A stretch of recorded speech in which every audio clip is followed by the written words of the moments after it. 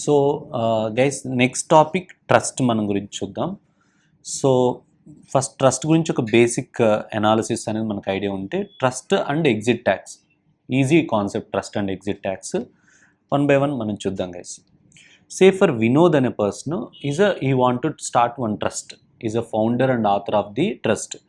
ఇతని దగ్గర ఉన్న ఒక హౌస్ ప్రాపర్టీని ఒక ట్రస్ట్కి ట్రాన్స్ఫర్ చేశాడు. ఆ ట్రస్ట్ని ఎలా క్రియేట్ చేసి త్రూ అగ్రిమెంట్ ద్వారా ఈ ప్రాపర్టీని ట్రస్ట్కి ట్రాన్స్ఫర్ చేశారు. సో ఏదైతే ఈ హౌస్ ప్రాపర్టీని ట్రాన్స్ఫర్ చేశారో ఈ హౌస్ ప్రాపర్టీని ఏమంటారంటే property held under trust. Property held under trust. So అప్పుడు ట్రస్ట్కి ఏముంటుంది? ఇప్పుడు ప్రాపర్టీ ఏంటి? ట్రస్ట్కి ఉండే ప్రాపర్టీ హౌస్ ప్రాపర్టీ, దాని నుంచి రెంటల్ ఇన్కమ్ ఏదన్నా రావచ్చు. సో ఆ ఇన్కమ్ని ఎవరి కోసం యూజ్ చేయాలి? బెనిఫిషియరీస్ కోసం యూజ్ చేయాలి. సో అండ్ దాన్ని మొత్తం మేనేజ్ చేయడానికి ఒక ట్రస్టీని అపాయింట్ చేశారు. సో ఈ బెనిఫిషియరీస్ అనేవాళ్ళు ఓన్లీ ఫ్యామిలీ మెంబర్స్కే యూజ్ చేయమని చెప్పారనుకోండి, అది ప్రైవేట్ ట్రస్ట్ అవుతుంది. Beneficiaries only family members, limited members అనుకోండి, అది ప్రైవేట్ ట్రస్ట్ అవుద్ది అండ్ ఎగ్జంప్షన్ ఏమీ రాదు. సెక్షన్ 11 అండ్ 12 ఎగ్జంప్షన్స్ ఏమీ రాదు. అదే ఈ ట్రస్ట్ క్రియేట్ చేసింది ఫర్ పబ్లిక్ పర్పస్, అంటే beneficiaries are public at large. నేను సిఏ స్టూడెంట్స్ అందరికీ యూజ్ చేయండి అని చెప్పారనుకోండి, పబ్లిక్ ఎట్ లార్జ్, అది పబ్లిక్ ట్రస్ట్ అవుతుంది. సో ఆ పబ్లిక్ ట్రస్ట్లో కూడా పబ్లిక్ చారిటబుల్ ట్రస్ట్ ఉంటాయి, పబ్లిక్ రిలీజియస్ ట్రస్ట్ ఉంటాయి. Public charitable trust and public religious trust both are eligible for section 11 and 12 exemptions. Both are eligible for 11 and 12 exemptions.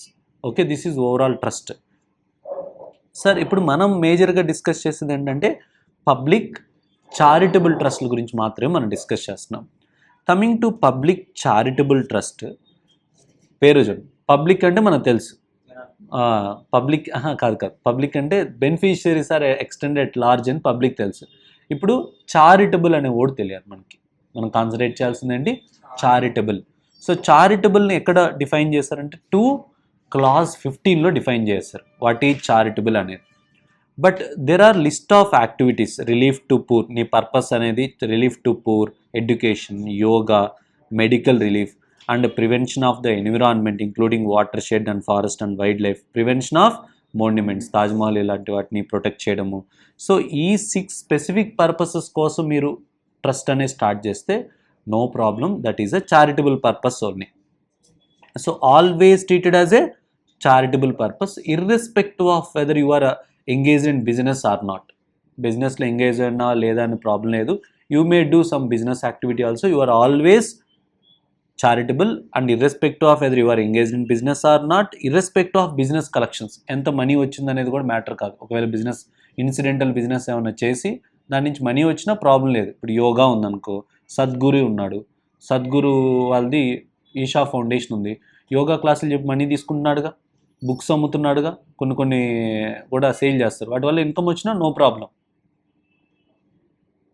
Relief to poor అని చెప్పి లేదా relief to education ఒక school start చేశాను నేను charitable. ఇన్సిడెంటల్గా uniform, books ఏదో ఒకటి అమ్మొచ్చు, ఆ వచ్చిన అమౌంట్ ఎంత వచ్చినా సరే అది చారిటబుల్ పర్పసే. కానీ ఇవి కాకుండా ఇంకేదన్నా చేస్తే జనరల్ పబ్లిక్ యూటిలిటీ అంటారు. Advancement of general public utility. Advancement of general public utility వచ్చినప్పుడు అంటే ఈ 6 కాకుండా ఇంక వేరే అదర్ జనరల్ యాక్టివిటీస్ మీరు ఏది స్టార్ట్ చేసినా అది నువ్వు ప్రూవ్ చేసుకుంటే కమిషనర్కి they will grant charitable trust కింద నీకు ఇవ్వచ్చు.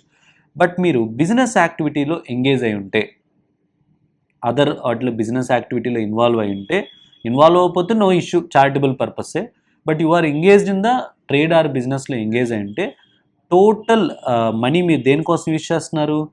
ట్రస్ట్ ఆబ్జెక్టివ్ కోసం యూజ్ చేస్తున్నారా? ట్రస్ట్ ఆబ్జెక్టివ్ కోసం యూజ్ చేయలేదా? ట్రస్ట్ ఆబ్జెక్టివ్ కోసం యూజ్ చేయకపోయినా చారిటబుల్ పర్పస్ కాదు. ట్రస్ట్ ఆబ్జెక్టివ్ కోసం యూజ్ చేస్తే gross total aggregate received from business activity not exceeding 20% of total receipts. ఈ బిజినెస్ రిసిప్ట్స్ అనేది ఎంతకంటే ఎక్సీడ్ కాకూడదు? 20% ఆఫ్ టోటల్ రిసిప్ట్స్ కంటే ఎక్సీడ్ కాకూడదు. ఎక్సీడ్ కాకపోతే చారిటబుల్ ట్రస్ట్. ఒకవేళ ఎక్సీడ్ అయిందనుకోండి, అప్పుడు అదేం కాదు, చారిటబుల్ పర్పస్ కాదు. అంటే ఇప్పుడు మీరు సింపుల్గా అర్థం చేసుకోవాల్సింది, general public general public utility ఏదైతే ఉందో అదైతే జనరల్ పబ్లిక్ యూటిలిటీ పర్పస్లో మీరు స్టార్ట్ చేస్తే బిజినెస్ రిసిప్ట్స్ ఎంతకంటే ఎక్సీడ్ కాకూడదు? 20% ఆఫ్ టోటల్ రిసిప్ట్స్ ఎక్సీడ్ కాకపోతే చారిటబుల్. 20% కంటే ఎక్సీడ్ అయితే చారిటబుల్ పర్పస్ కాదు, అది కాదు, ఎగ్జంప్షన్స్ రావు. ఇక్కడ ఆ 20% ఎలా క్యాలిక్యులేట్ చేయాలో ఒక చిన్న ఎగ్జాంపుల్ చెప్తున్నాను చూడండి. కార్పస్ డొనేషన్స్ అని ఉంటాయి. కార్పస్ డొనేషన్స్ కావచ్చు, జనరల్ డొనేషన్స్. కార్పస్ అంటే స్పెసిఫిక్గా నేమ్ ఒక పర్పస్ కోసం ఇచ్చేవాటిని corpus donations. Actual corpus donations మనకి ఇన్కమ్స్ కావు, బట్ చెప్తున్నాను corpus donations, general donations, property held under trust రావచ్చు కదా, అంటే మన house property held and 10 lakhs, business receipts ఎంత 15 lakhs, అంటే టోటల్ రిసిప్ట్స్ ఎంత 75 lakhs. దీంట్లో బిజినెస్ రిసిప్ట్స్ ఎంత ఉన్నాయి 15 lakhs. 15 డివైడెడ్ బై 75% ఎంత 20%. అప్ టు 20 ఉంది, 20 ఎక్సీడ్ కాలేదు కాబట్టి ఏమవుతుంది, such trust eligible for 11 and 12 exemption. ఓకేనా. నెక్స్ట్ బేసిక్గా చారిటబుల్ ట్రస్ట్లకు ఇన్కమ్ ఏం రావచ్చు కేస్, 4 types ఆఫ్ ఇన్కమ్స్ రావచ్చు case. Number 1 voluntary contributions. Voluntary without any specific purpose ఏమైనా చెప్పకుండా ఇచ్చేవాటిని వాలంటరీ కాంట్రిబ్యూషన్స్ అంటారు. అదేవిధంగా ఇంకోటి income property held under trust. బేసిక్గా ట్రస్ట్కి ఒక ప్రాపర్టీస్ ఉంటాయి, వాటి నుంచి ఇన్కమ్ రావచ్చు. నెక్స్ట్ బిజినెస్ ఇన్కమ్ రావచ్చు, separate books of accounts maintain చేసి incidental to the main activity అంటే బిజినెస్ ఇన్కమ్ కూడా రావచ్చు. క్యాపిటల్ అసెట్ సేల్ చేయడం వల్ల క్యాపిటల్ గెయిన్ కూడా రావచ్చు. All these 4 incomes are trust incomes. Okay, నీ 4 ట్రస్ట్ ఇన్కమ్స్కి ఉంటాయి మేజర్గా. బట్ ఇక్కడ మీరు అబ్జర్వ్ చేస్తే వాలంటరీ కాంట్రిబ్యూషన్సే విత్ స్పెసిఫికేషన్స్ ఇచ్చారనుకోండి, అవి ఏమవుతాయి, కార్పస్ డొనేషన్స్ అవుతాయి. Corpus donations not a income, trust income కింద మనం కన్సిడరేషన్లో తీసుకోవాలి. అండర్స్టూడ్? ఎస్. సో ఇక్కడ మీరు డెఫినేషన్ వైజ్ చూస్తే ఫస్ట్ పాయింట్ ఈ చారిటబుల్ పర్పస్ గురించి ఉంటుంది గైస్. బట్ ఇక్కడ ఇచ్చిన ఒక క్లారిఫికేషన్ ఏంటంటే, ఒక పర్టికులర్ లీవ్లో నీకు 20% కంటే ఎక్సీడ్ అయిందనుకో, అలాగే నువ్వు రిజిస్ట్రేషన్ క్యాన్సిలేషన్ చేయించుకోవాల్సిన అవసరం లేదు. ఆ పర్టికులర్ ఇయర్లో నువ్వు ఎగ్జంప్షన్కి ఇన్ఎలిజిబుల్. నెక్స్ట్ ఇయర్కి అప్ టు 20% ఉన్నాయనుకో, you are eligible for exemption. No need to cancel registration just because business receipts gross 20%. Exemption will not available for that year only. Exemption రాదు కానీ క్యాన్సిలేషన్ చేయించుకోవాల్సిన అవసరం లేదు, బికాస్ నెక్స్ట్ ఇయర్ మేబీ తక్కువ ఉండొచ్చు కదా. And promotion of games sports also treated as a charitable purpose. Games sports కూడా charitable purpose గురించి clarification. Exemption ఏ సెక్షన్ కింద ఇస్తారు guys, section 11. As of now మీకున్న క్లారిటీ ప్రకారం కార్పస్ డొనేషన్స్ అయితే ఇన్కమ్ కాదు, provided which are deposited in 11 subsection 5 safe investments అంటారు. ఆ సేఫ్ ఇన్వెస్ట్మెంట్ లిస్ట్ అంతా మనం బైహార్ట్ చేయలేదు. Government securities, units, UTA units, sometimes mutual fund units కూడా, ఇవన్నీ సేఫ్ ఇన్వెస్ట్మెంట్స్ అని గుర్తుపెట్టి. ఏంటమ్మా, సేఫ్ ఇన్వెస్ట్మెంట్స్లో కార్పస్ అనేది డొనేషన్స్ మీరు చేస్తే మటుకు అవేమి ఇన్కమ్స్ కావు మీకు. నెక్స్ట్ గైస్ చూడండి, చారిటబుల్ ట్రస్ట్కి ఇప్పుడు ఇన్కమ్ వస్తుందని ఎగ్జంప్షన్ ఇస్తానని చెప్పాను కదా. చారిటబుల్ ట్రస్ట్కి వచ్చే ఎగ్జంప్షన్ దేని మీద డిపెండ్ ఉంటుందంటే, డిపెండింగ్ అపాన్ యువర్ అప్లికేషన్. మీకు వచ్చిన ఇన్కమ్ మొత్తం మీరు అప్లై చేశారు అనుకో చారిటబుల్ ట్రస్ట్కి, ట్యాక్సే ఉండదు అసలు. అప్లై చేయకపోతేనే మీకు ట్యాక్స్ ఉంటుంది. సేఫర్ అంటే అప్లైడ్ అంటే ఏ పర్పస్ కోసం సార్ అంటే, ఇక్కడ బ్యూటీ ఏంటంటే అప్లైడ్ అంటే రెవెన్యూ ఎక్స్పెండిచర్ ఒకటే కాదు, రెవెన్యూ కోసం అప్లై చేయొచ్చు, క్యాపిటల్ ఎక్స్పెండిచర్ కోసం, ఇంక్లూడింగ్ ల్యాండ్ కూడా అప్లైడ్ కింద ట్రీట్ చేస్తారు. సో మీకు వాలంటరీ కాంట్రిబ్యూషన్స్ 50 lakhs వచ్చాయనుకో, ఇంకో 50 lakhs property held under trust వచ్చాయనుకో, మొత్తం ఎంత 100 lakhs కదా. 100 lakhsలో ఒక 15% ad hoc exemption without any condition. మీరు అప్లై చేయకపోయినా 15% అడ్హాక్ సెట్ అసైడ్ పక్కన పెట్టేయచ్చు, నీకు ఎగ్జంప్షన్ ఇచ్చేస్తారు. అడ్హాక్ డిడక్షన్ ఎంత 15%, అంటే రిమైనింగ్ ఎంత 85% amount to be applied. 85 lakhs నువ్వు అప్లై చేయాలి. 85 lakhsలో 50 lakhs నువ్వు అప్లై చేశాను అనుకో, ఎగ్జంప్షన్ ఎంత ఇస్తారు, 50 lakhs ఇస్తారు. రిమైనింగ్ ఎంత 35 lakhs ట్యాక్స్బుల్ అవుతుంది. దట్ ఈస్ టోటల్ ఇన్కమ్ అవుతుంది. బట్ టోటల్ ఇన్కమ్ ఏ రేట్ల కింద ట్యాక్స్ పే చేయాలి సార్ ట్రస్ట్ కంటే, యూజువల్లీ స్లాబ్ రేట్సే ట్రస్ట్కి. 115 BACకి ఉన్న అంటే డిఫాల్ట్ ట్యాక్స్ రెజ్యూమ్ రేట్సే తీసుకోండి. డిఫాల్ట్ ట్యాక్స్ రెజ్యూమ్ కింద ఉన్న స్లాబ్ రేట్సే అప్లై అవుతాయి. కానీ ఇక్కడ 2 స్పెషల్ రేట్స్ ఉన్నాయి. అనానిమస్ డొనేషన్స్ అయితే ఏంటమ్మా, అనానిమస్ డొనేషన్స్ కూడా ప్రిస్క్రైబ్డ్ లిమిట్ కంటే ఎక్కువ ఉంటాయి. అప్ టు దట్ లిమిట్ ఉంటే నార్మల్ రేట్స్ అప్లై అవుతాయి. ప్రిస్క్రైబ్డ్ లిమిట్ కంటే ఎక్కువ ఉంటే, that is 5% or 1 lakh which ever is higher అంటారు. ఆ లిమిట్ కంటే ఎక్కువ ఉంటేనే 30% అప్లై అవుతాయి. అదొకటి rate, special rate anonymous donations. ఇంకొకటి స్పెషల్ రేట్ 115 BBA ఉంది. 115 BBA లైక్ మనం చెప్పాం కదా, కార్పస్ అనేది దేంట్లో ఇన్వెస్ట్ చేయాలి, సేఫ్ ఇన్వెస్ట్మెంట్స్లో చేయాలి. సేఫ్ ఇన్వెస్ట్మెంట్స్లో కాకుండా వేరే పాయింట్లో చేసాం అనుకో, అదర్ దాన్ సేఫ్ ఇన్వెస్ట్మెంట్లో చేసాం అనుకో 30% ట్యాక్స్ కట్టాలి 115 BBI కింద. ఇవే రేట్స్ మనకి. Slab rates, anonymous donation more than prescribe limit 30%, BBI కింద 30%. ఓకే, ఇప్పుడు 1 by 1 చూద్దాం ఇంకో క్లారిటీ. సరే, ఇప్పుడు మనం ఏం చేయాలి? 15% డిడక్ట్ చేసిన తర్వాత ఇన్కమ్స్ రాయాలి. ఇన్కంలో 15% డిడక్ట్ చేసిన తర్వాత remaining 85% amount to be applied కదా, 85% అప్లై చేయాలి కదా. కానీ కొన్నిసార్లు మీరు అప్లై చేయలేకపోతారు. ఎందుకు అప్లై చేయలేకపోతారు అంటే ఆ రీజన్స్ అనేది మనం చూద్దాం. సేఫర్ ట్రస్ట్ అనేది మర్కంటైల్ సిస్టంలో ఫాలో అవుతున్నాం. ట్రస్ట్ అనేది మర్కంటైల్ సిస్టమ్ ఫాలో అవుతుంది. 24-25లో 150 lakhs ఇన్కమ్ ఉంది. కానీ రిసీవ్డ్ ఎంత అంటే 100 lakhs రిసీవ్డ్. ఇన్కంలో ఉంటుంది పైన, రిసీవ్డ్ ఎంత 100 lakhs, 50 lakhs not received. Receive చేసుకోలేకపోతే నువ్వు స్పెండ్ చేయలేవు కదా గైస్. అందుకని నువ్వు చేస్తే you are not unable to spend such amount due to non receipt of such income. అలాంటి సిచ్యువేషన్ ఏంటంటే మీరు that income is treated as deemed to be applied. ఏ విధంగా ట్రీట్ చేయండి? డీమ్డ్ టు బి, ఇయర్లోనే అప్లై చేసినట్టుగా ట్రీట్ చేయండి. Deemed to be apply, such income is deemed to be applied during the previous year. మీరు స్పెషల్గా మీరు ఏం చేయాలంటే అప్లికేషన్ పెట్టుకోవాలి. SSC submit declaration to the assessing officer at least 2 months before the filing of the return of income. మీరు ఏం చేయాలి? Declaration apply చేయాలి. అంటే you have to make declaration, sir amount receive చేసుకోలేదు అందుకని నేను స్పెండ్ చేయలేదని చెప్తాను. బట్ స్పెండ్ చేయకపోయినా డీమ్డ్ టు బి అప్లైడ్ కింద ట్రీట్ చేస్తారు అండ్ నీకు ఎగ్జంప్షన్ క్లెయిమ్ చేసుకోవచ్చు. కానీ సబ్సిక్వెంట్గా ఎప్పుడైనా స్పెండ్ చేయాలి కదా. ఎప్పుడు స్పెండ్ చేయాలంటే వెన్ ఎవర్ యూ రిసీవ్డ్.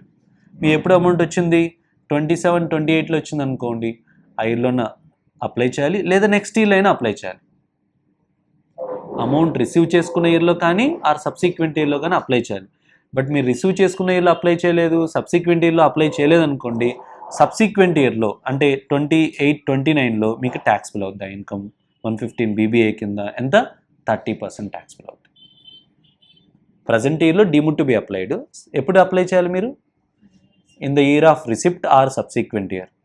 ఒకవేళ అప్లై చేయకపోతే it will be income under section 115 BBI in the subsequent year of receipt. That is first reason. Maybe ఇంకొక అదర్ రీజన్స్ వల్ల కూడా మీకు అప్లై చేయలేకపోవచ్చు కదా. అదర్ రీజన్ అంటే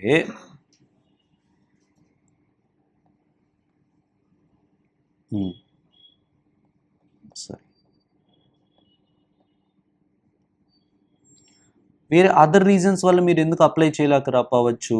మేబీ లాస్ట్ బంపర్ డొనేషన్స్ వచ్చాయి మీకు. 31st March రోజు డొనేషన్లు ఇచ్చాయి. ఒకడు వచ్చి 100 lakhs ఇచ్చిపోయాడు. 31st March రోజు నువ్వు స్పెండ్ చేయలేవు కదా గైస్. ఇమీడియట్గా ఆ రోజు 100 lakhs స్పెండ్ చేయడం కుదరదు కదా మీకు. ఈరోజు వచ్చి 31st March ఈరోజు కాబట్టి ఈరోజు వచ్చి ఇచ్చినా నువ్వేం చేయలేవు. అందుకని ఏం చేస్తా అంటే సబ్సిక్వెంట్ ఇయర్లో, కరెంట్ ఇయర్లో డీమ్డ్ టు బి అప్లైడ్ కింద ట్రీట్ చేసి సబ్సిక్వెంట్ ఇయర్లో స్పెండ్ చేయమంటాడు. ఒకవేళ సబ్సిక్వెంట్ ఇయర్లో నువ్వు స్పెండ్ చేయలేదనుకోండి, నీకు ఏంది రివర్స్ చేసి దాని మీద ట్యాక్స్ ఎంత 30% ట్యాక్స్ చేయాలి. అంటే ఇప్పుడు అగైన్ మళ్ళీ ఫార్మేట్ మారుద్దాం. ఏంటి? ఇన్కమ్ ఆఫ్ ది ట్రస్ట్, దానిలో నుంచి ఎంత డిడక్షన్ వస్తుంది? అడ్హాక్ 50% అంటే 85% స్పెండ్ చేయాలి. అమౌంట్ అప్లైడ్ ఎంత? 40 lakhs నువ్వు అప్లై చేసావు.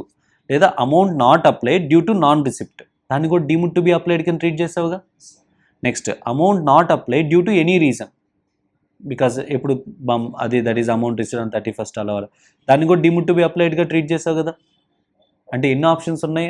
అప్లై చేయడం ఒక ఆప్షన్, అప్లై చేయకపోవడం ఒక ఆప్షన్. అంటే deemed to be applied, 2 deemed to be applied ఉన్నాయి. Okay, due to non receipt కానీ ఎనీ అదర్ రీజన్ కానీ. నెక్స్ట్ ఇంకొక ఆప్షన్ ఏంటంటే నువ్వేం చేయొచ్చు అంటే, సార్ నాకు చాలా లాంగ్ టర్మ్ విజన్స్ ఉన్నాయి, ఇమీడియట్గా నాకు ఆ మనీ సరిపోదు, నేనేం చేస్తాను అంటే ఈ అమౌంట్ అక్యుములేట్ చేస్తాను. నేను ఒక పెద్ద బిల్డింగ్ కట్టాలి, 10 crores బిల్డింగ్ కట్టాలి, నాకున్నాయి ఇప్పుడు సరిపోవు, ఇవి అక్యుములేట్ చేసి నేను ఫ్యూచర్లో బిల్డింగ్ కడతానంట. ఏం చేస్తావు అప్పుడు? అక్యుములేటెడ్ ఫర్ స్పెసిఫిక్ పర్పస్, అది కూడా అప్లైడ్ కింద ఇస్తారు. అంటే మీకు మొత్తం మీరు చూడండి, ఇన్కమ్లో ఏమేమి ఎగ్జంప్షన్స్ ఇస్తారంటే 50% అడ్హాక్, తర్వాత ఏంటి అమౌంట్ అప్లైడ్ కాకుండా నెక్స్ట్ ఏంటి deemed to be applied due to non receipt, deemed to be applied any other reason, next amount accumulated కూడా ఇస్తారు, ఫ్యూచర్లో మీరు అక్యుములేట్ కూడా చేసుకోవచ్చు. ఓకే, బట్ ఇప్పుడు మనం చూడాల్సిన పాయింట్ ఏంటి, అక్యుములేషన్ గురించి కదా. స్పెసిఫిక్ పర్పస్ కోసం మీరు అక్యుములేట్ చేయాలి. ఏ పర్పస్? 11 సబ్సెక్షన్ 2. అక్యుములేట్ చేసినప్పుడు SSC should furnish a statement to the assessing officer stating the purpose and period of the purpose and period for which such amount is accumulated. Maximum 5 years accumulate చేయొచ్చు. And at least 2 months కల్లా you have to, before filing of the return, you have to give the statement to the assessing officer. And you have to invest in safe investments only. Accumulate చేసిన amount కూడా safe ఇన్వెస్ట్మెంట్లో చేయాలి. And వేరే other ట్రస్ట్కి donate చేయొచ్చా? No. And provided in computing the period of 5 years, the period during which income could not be applied for the purpose due to an order of a court shall be excluded. Court order ఇచ్చింది, something is fishy, మీరు spend చేయొద్దు, ఈ trust మీద ఏదో something ఏదో ఒక allegation ఉంది అని చెప్పారు. అప్పుడు అలాంటప్పుడు కోర్ట్ ఆర్డర్ వల్ల నువ్వు స్పెండ్ చేయలేకపోయావు కాబట్టి 5 years లిమిట్ క్యాలిక్యులేట్ చేసేటప్పుడు ఆ స్టే పీరియడ్ని ఎక్స్క్లూడ్ చేయండి. గైస్, ఒకవేళ మీరు ఆ 11 సబ్సెక్షన్ 2లో ఉన్న కండిషన్ సాటిస్ఫై కాకపోతే మీకు బీబీఐ కింద ఎంత ట్యాక్స్ పే చేయాలి? 30% పే చేయాలి. ఇప్పుడు నువ్వు యూజ్ చేసావు, other than the specific purpose use చేసావు. స్పెసిఫిక్ పర్పస్ కాకుండా బిల్డింగ్ కడతానని చెప్పి ల్యాండ్ కొన్నావు, స్పెసిఫైడ్ పర్పస్ కాదు కదా. In the year in which it is applied, cease to be remain invest in safe investment. Safe ఇన్వెస్ట్మెంట్లో కాకుండా వేరే అదర్ ఇన్వెస్ట్మెంట్ చేశారు. ఎప్పుడైతే అదర్లో చేశాడో ఆ ఇయర్లో టైం లిమిట్ అయిపోయింది, 5 years అయిపోయింది. అప్పుడు ఏమవుద్ది? Taxable in the last year of specific period. 5 years time limit అయిపోయిన తర్వాత, అండ్ నువ్వు వేరే అదర్ ట్రస్ట్కి డొనేట్ చేయలేదు కదా, చేయకూడదు కదా. నువ్వు అదర్ ట్రస్ట్కి ఎవరికైనా డొనేట్ చేసినా, ఏ ఇయర్లో డొనేట్ చేసావు ఆ ఇయర్లో మీకు ట్యాక్సిబుల్ అవుతుంది. అండర్స్టూడ్? 3-4 పర్పస్ అర్థమైనాయి కదా. నెక్స్ట్ గైస్, కొన్ని ఎక్స్ప్లెనేషన్స్ ఉన్నాయి, మంచి ఎక్స్ప్లెనేషన్స్ ఉన్నాయి, 1 by 1 చూద్దాం. గైస్, ఇక్కడ ఏంటంటే మీరు donations to the other trust, normal donations, నేను వేరే అదర్ ట్రస్ట్కి డొనేషన్స్ ఇచ్చినప్పుడు అది అప్లైడ్ కింద ఇస్తారా లేదా అని అనేది మన క్వశ్చన్. సేఫర్ మనం ఒక డోనర్ ట్రస్ట్ ఉంది, డోనీ ట్రస్ట్ ఉంది అనుకోండి. ఎగ్జాంపుల్, ఎడ్యుకేషన్ పర్పస్ ఉంది. డోనీ ట్రస్ట్ ఏ పర్పస్కి ఉంది? యోగా పర్పస్కి ఉంది. మీరు ఏ డొనేషన్ చేశారు? నార్మల్ డొనేషన్స్ చేస్తే మనం ఏం క్లెయిమ్ చేయొచ్చు? డోనర్ ట్రస్ట్ ఏం క్లెయిమ్ చేయొచ్చు? డిడక్షన్ క్లెయిమ్ చేయొచ్చు. ఏ విధంగా ట్రీటెడ్ యాజ్ అప్లైడ్, అండ్ రిసీవెంట్కి ఏంటి? Treated as a income. Match అయింది కదా. డోనర్ ట్రస్ట్కి ఇన్కమ్ ఎక్స్పెండిచర్ అవుద్ది, డోనీ ట్రస్ట్కి ఇన్కమ్ అవుద్ది, no problem. But latest amendment ఏంటంటే finance act 2023 only 85% amount treated as applied. ఎంత అప్లైడ్గా ట్రీట్ చేస్తారు? ఓన్లీ 85% అప్లైడ్గా ట్రీట్ చేస్తారు. ఎందుకు 85% ట్రీట్ చేస్తారంటే, ఇప్పుడు వీళ్ళకి 15% తీసుకొని వాళ్ళకి 15, 2 times 15 వస్తే 30% వచ్చినట్టు అవుద్ది కదా. అందుకని మీకు ఓన్లీ ఎంత ఇస్తాము? 85% ఇస్తాము. ఎందుకంటే వాళ్ళకి ఇన్కంలో ఇంక్లూడ్ అయ్యి వాళ్ళు మళ్ళీ ఇంకో 15 తీసుకుంటారు కదా, అందుకని. Got it? ఇది ఎప్పుడు? Normal donations. అదే కార్పస్ డొనేషన్స్ అనుకో, కార్పస్ డొనేషన్స్ మీకు అసలు ఇన్కమ్ కాదు కదా, అవి మీకు ఇన్కమ్ కాదు, మీరు స్పెండ్ చేసినది అప్లైడ్ కాదు కాబట్టి కార్పస్ డొనేషన్స్. కాబట్టి కార్పస్ డొనేషన్స్ వేరే వాళ్ళకి ఇచ్చారనుకోండి, డోనర్కి అది ఏ విధంగా ట్రీట్ చేయరు? అప్లైడ్ కింద ట్రీట్ చేయరు. రిసిపియంట్కి అది ఇన్కమ్గా ట్రీట్ చేయరు. ఏవి? కార్పస్ డొనేషన్స్కి ఇస్తే. వాడు ఏంటంటే, నేను కార్పస్ డొనేషన్స్ ఇచ్చాను అనుకోండి, రిసిపియంట్కి ఇన్కమ్ కాదు కదా. రిసిపియంట్కి ఇన్కమ్ కానప్పుడు పేరుకి ఎలా ఎక్స్పెండిచర్ కింద ఇద్దాం మనం? మ్యాచింగ్ రూల్ కదా. అందుకని కార్పస్ డొనేషన్ రిసిపియంట్కి ఇన్కమ్ కాదు కాబట్టి పేరుకి అప్లైడ్ కింద డిడక్షన్ ఎవరు. Got it? ఇది డొనేషన్ టు అదర్ ట్రస్ట్లకి ఇచ్చినప్పుడు మనకి.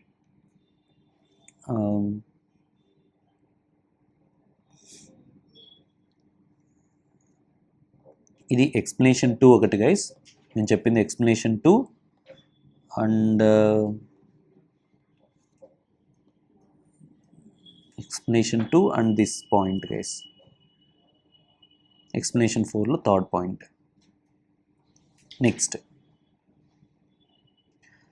ఇక్కడ ఇంకొక అనదర్ క్లారిఫికేషన్ ఏంటంటే, ఎక్స్ప్లెనేషన్ 3లో ఏంటంటే, for the purpose of computation of application of the trust and PGBP provisions 40A subsection 3, 40A subsection 3A, 40A subsection 1A shall also applicable. Applied calculate చేసేటప్పుడు 10,000 కంటే ఎక్కువ పే చేస్తే డిడక్షన్ రాదని చెప్తాం పీజీబీపీలో. 40A subsection 3, 40A subsection 3A, payment చేసేటప్పుడు TDS deduct చేయాల్సి ఉంది, TDS deduct చేయకుండా పే చేస్తే డిడక్షన్ రాదని చెప్తాం. రెసిడెంట్కి అయితే 30% డిజలౌడ్ అంటాం. ఆ ప్రొవిజన్స్ అన్నీ మనకి ఇక్కడ అప్లై అవుతాయి. ఆ డిజల్వెన్సెస్ ఏదైతే పీజీబీలో చదువుకున్నామో ఆ డిజల్వెన్సెస్ కూడా ఇక్కడ అప్లై అవుతాయి. Next, if trust having a temple, mosque, gurdwara, church, other place notified under 8G receive any amount for repair or renovation of such place, then trust may treated such amount as a corpus donations. మీకు చర్చ్లో ఏమైనా ఉంటే renovation రిపేర్స్కి ఏమైనా వచ్చినాయి అనుకోండి amount donations, దాన్ని corpus donations కింద ట్రీట్ చేయొచ్చు. అంటే కార్పస్ డొనేషన్ ట్రీట్ చేస్తే ట్యాక్సిబుల్ కాదు కదా. ప్రొవైడెడ్ ఏంటి, such amount shall be utilized only for repairs and renovation, such amount shall not be donated to any other trust, maintain such corpus as a specifically identifiable a specific purpose can invested in the safe investment. If any of condition mentioned above violated, then such amount shall be treated as income of the trust in the previous in which violation took place. So ఇది స్పెషల్గా టెంపుల్స్కి వీటికి కొంచెం special point అనుకోండి. రినోవేషన్కి వీళ్ళకి వచ్చిన వాటిని ఏ విధంగా ట్రీట్ చేస్తారు, కార్పస్ డొనేషన్స్గా ట్రీట్ చేస్తారు. Explanation number 4.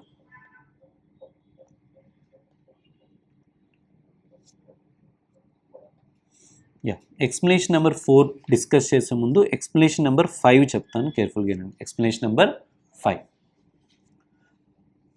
ఇక్కడ ఎక్స్ప్లెనేషన్ 5లో ఏంటంటే సేఫర్ మీరు చూడండి, వాలంటరీ కాంట్రిబ్యూషన్స్ 150 lakhs ఉన్నాయనుకోండి, అండ్ అడ్హాక్ డిడక్షన్ 15% ఇచ్చాము, అమౌంట్ అప్లైడ్ వచ్చింది 127 lakhs అప్లై చేయాలి.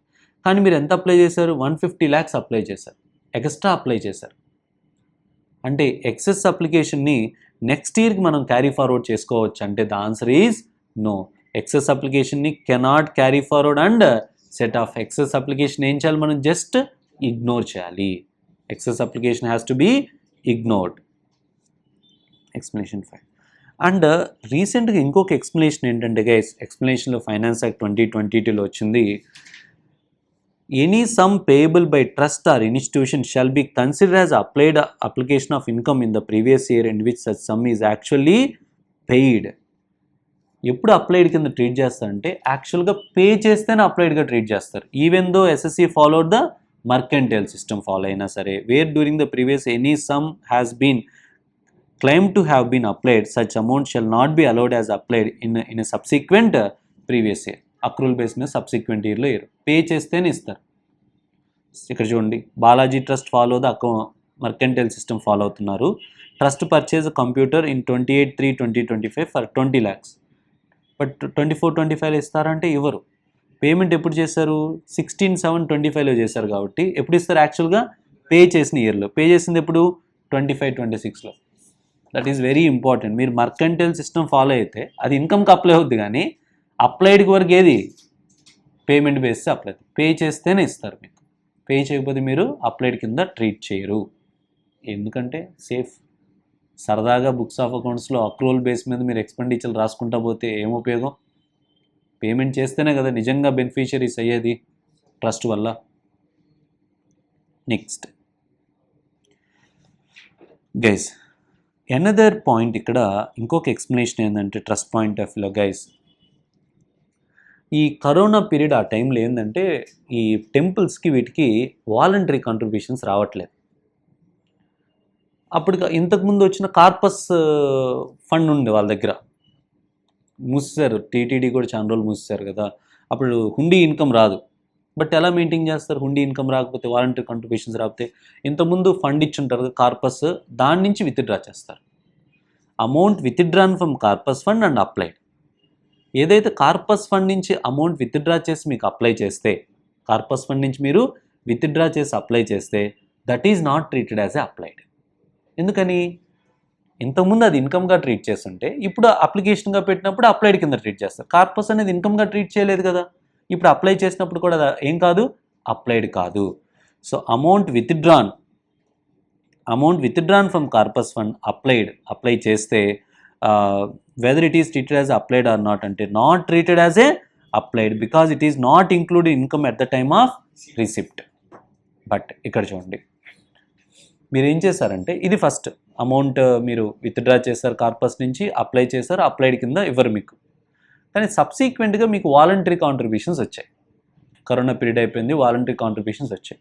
మీరు వాలంటరీ కాంట్రిబ్యూషన్స్ వచ్చినప్పుడు అది వాలంటరీ కాంట్రిబ్యూషన్స్ ఇన్కమ్లో ఇంక్లూడ్ చేస్తారు కదా. ఇప్పుడు ఏం చేస్తారంటే ఆ వాలంటరీ కాంట్రిబ్యూషన్ని డిపాజిట్ బ్యాక్, ఆ వచ్చిన మనీని ఏం చేశారంటే కార్పస్లోకి రీడిపాజిట్ చేశారు.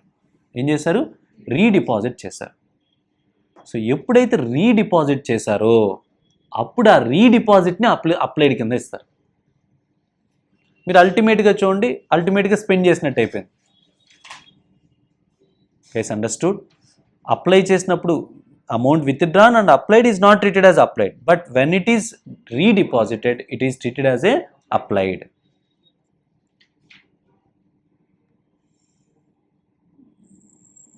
ఇక్కడ చూడమ్మా, ఇది నేను చెప్పినంత ఏంటమ్మా ఎక్స్ప్లెనేషన్ నెంబర్ 4.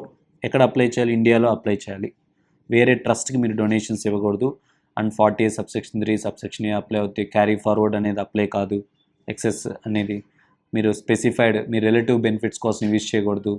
మ్యాక్సిమం ఎప్పుడో కల్లా మీరు రీడిపాజిట్ చేయాలి, డిపాజిట్ బ్యాక్ చేయాలి, 5 yearsలో కల్లా డిపాజిట్ బ్యాక్ చేయాలి. విత్ దీస్ కండిషన్స్ మాకు రీడిపాజిట్ చేసినప్పుడు డిడక్షన్ ఇస్తారు. ఇప్పుడు నేను ఏదైతే రూల్ చెప్పానో సేమ్ రూల్ లోన్స్కి అప్లై అవుద్ది. కార్పస్ నుంచి లోన్స్ అంటే మన దగ్గర డబ్బులు లేనప్పుడు ట్రస్ట్కి లోన్ తీసుకోవచ్చు కదా. లోన్ తీసుకున్నప్పుడు లోన్ తీసుకొని మీరు స్పెండ్ చేశారు, అప్లైడ్ కింద ఇస్తారంటే ఇవ్వరు. ఏమివ్వరు మనకి?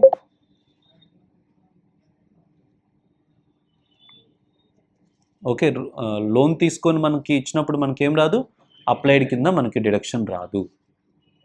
ఓకే, బట్ ఎందుకంటే రిసిప్ట్ ఇన్కమ్ కాదు కాబట్టి స్పెండ్ చేసిన కూడా మీకు ఇన్కమ్ కాదు. బట్ ఎప్పుడు మీకు అది అప్లైడ్ కింద ఇస్తారంటే when ever you repay the loan amount with ఇంట్రెస్ట్తో పాటు రీపేమెంట్ చేస్తావు. 5 installmentsలో రీపేమెంట్ చేస్తాను అనుకో, ఆ 5 installmentsలో డిడక్షన్ ఇస్తారు. విత్ ఇంట్రెస్ట్ మీకు అప్లైడ్ కింద డిడక్షన్ ఇస్తారు. ఓకేనా?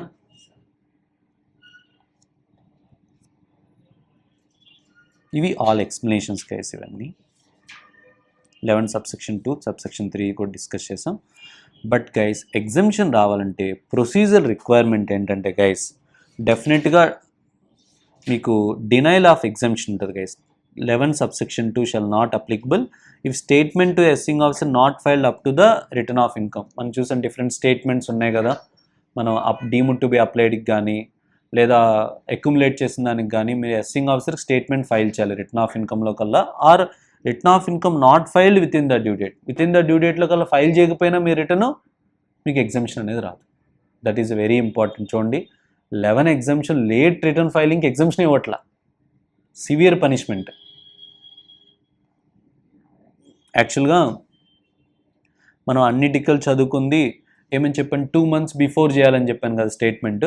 బట్ ఇక్కడ ఇచ్చిన కొంచెం సిబిడిటీ క్లారిఫికేషన్లో ఏం చెప్పారంటే 2 months బిఫోర్ చేయకపోయినా పర్లేదు, that delay can be condoned, but you have to file up to the due date for filing of return of ఇన్కమ్లో కల్లా స్టేట్మెంట్ ఫైల్ చేయాలి. That's it. సార్ మరి ట్రస్ట్కి బిజినెస్ ఇన్కమ్ అని వస్తుందని చెప్పారు కదా మీకు. అవును, బిజినెస్ ఇన్కమ్ కూడా వస్తుంది.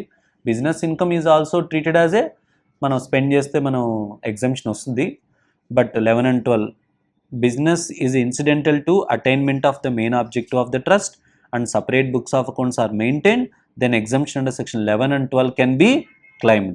And claimed on the business income if assessing officer find any concealed income, అంటే మీరు బుక్స్ ఆఫ్ అకౌంట్ సరిగా మెయింటైన్ చేయకుండా కన్సీల్డ్ ఇన్కమ్ ఏమైనా ఉంటే in respect of business income, then exemption under section 11 and 12 not available in respect of such concealed income. Concealed ఇన్కమ్కి మనకి exemption అనేది రాదు.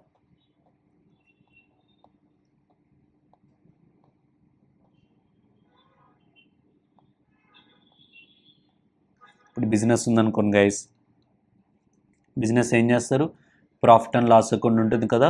Profit and incidental to main activity books of accounts maintain చేస్తే profit and loss అకౌంట్లో net profit ఉండొచ్చు చూడండి. ఆ net ప్రాఫిట్ని ఇక్కడ యాడ్ చేయాలి బిజినెస్ ఇన్కమ్ కింద. నెట్ ప్రాఫిట్ని యాడ్ చేసి దాంట్లో నుంచి ఏం రెడ్యూస్ చేయాలి మనం, స్టాండర్డ్ డిడక్షన్ 15% రెడ్యూస్ చేయాలి. అంటే సపరేట్ బిజినెస్ అని separate books, profit and net profit మాత్రమే యాడ్ చేయండి బిజినెస్ ఇన్కమ్ కింద. అండర్స్టూడ్? నెక్స్ట్ క్యాపిటల్ గెయిన్స్ కూడా ఉంది గైస్. క్యాపిటల్ గెయిన్ కూడా ఇన్కమ్ రావచ్చు కదా ట్రస్ట్కి. సేఫ్ ఇన్వెస్ట్మెంట్స్ నేను లిస్ట్ చదవట్లేదు గైస్, నార్మల్ అండర్స్టాండింగ్లో చాలు.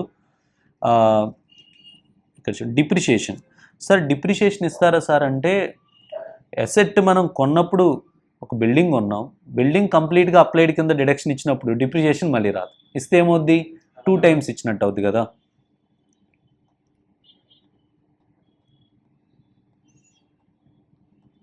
Capital gain, capital gain. Guys, coming to capital gain, guys, capital gain deemed to be applied for charitable purpose. Capital gain deemed to be applied for a charitable purpose, deemed to be applied for charitable trust. Sir ఎప్పుడు వాటిని charitable పర్పస్కి మీరు spend చేసినట్టుగా treat చేస్తారు అంటే, safer మీరు అసెట్ని 10 lakhs sale చేస్తారు, old అసెట్ని ఎంతకి 10 lakhs సేల్ చేశారు అనుకో, 10 lakhs మీరు స్పెండ్ చేశారు అనుకో న్యూ అసెట్ కొనడంలో, ఎంత వచ్చింది గైస్ నీకు ఓల్డ్ అసెట్ సేల్ చేస్తే 10 lakhs. 10 lakhs స్పెండ్ చేసావు అనుకో 10 lakhs ఎగ్జంప్షన్. క్యాపిటల్ గెయిన్ మొత్తం 4 lakhs ఏమవుద్ది, ఎగ్జంప్షన్ అవుద్ది.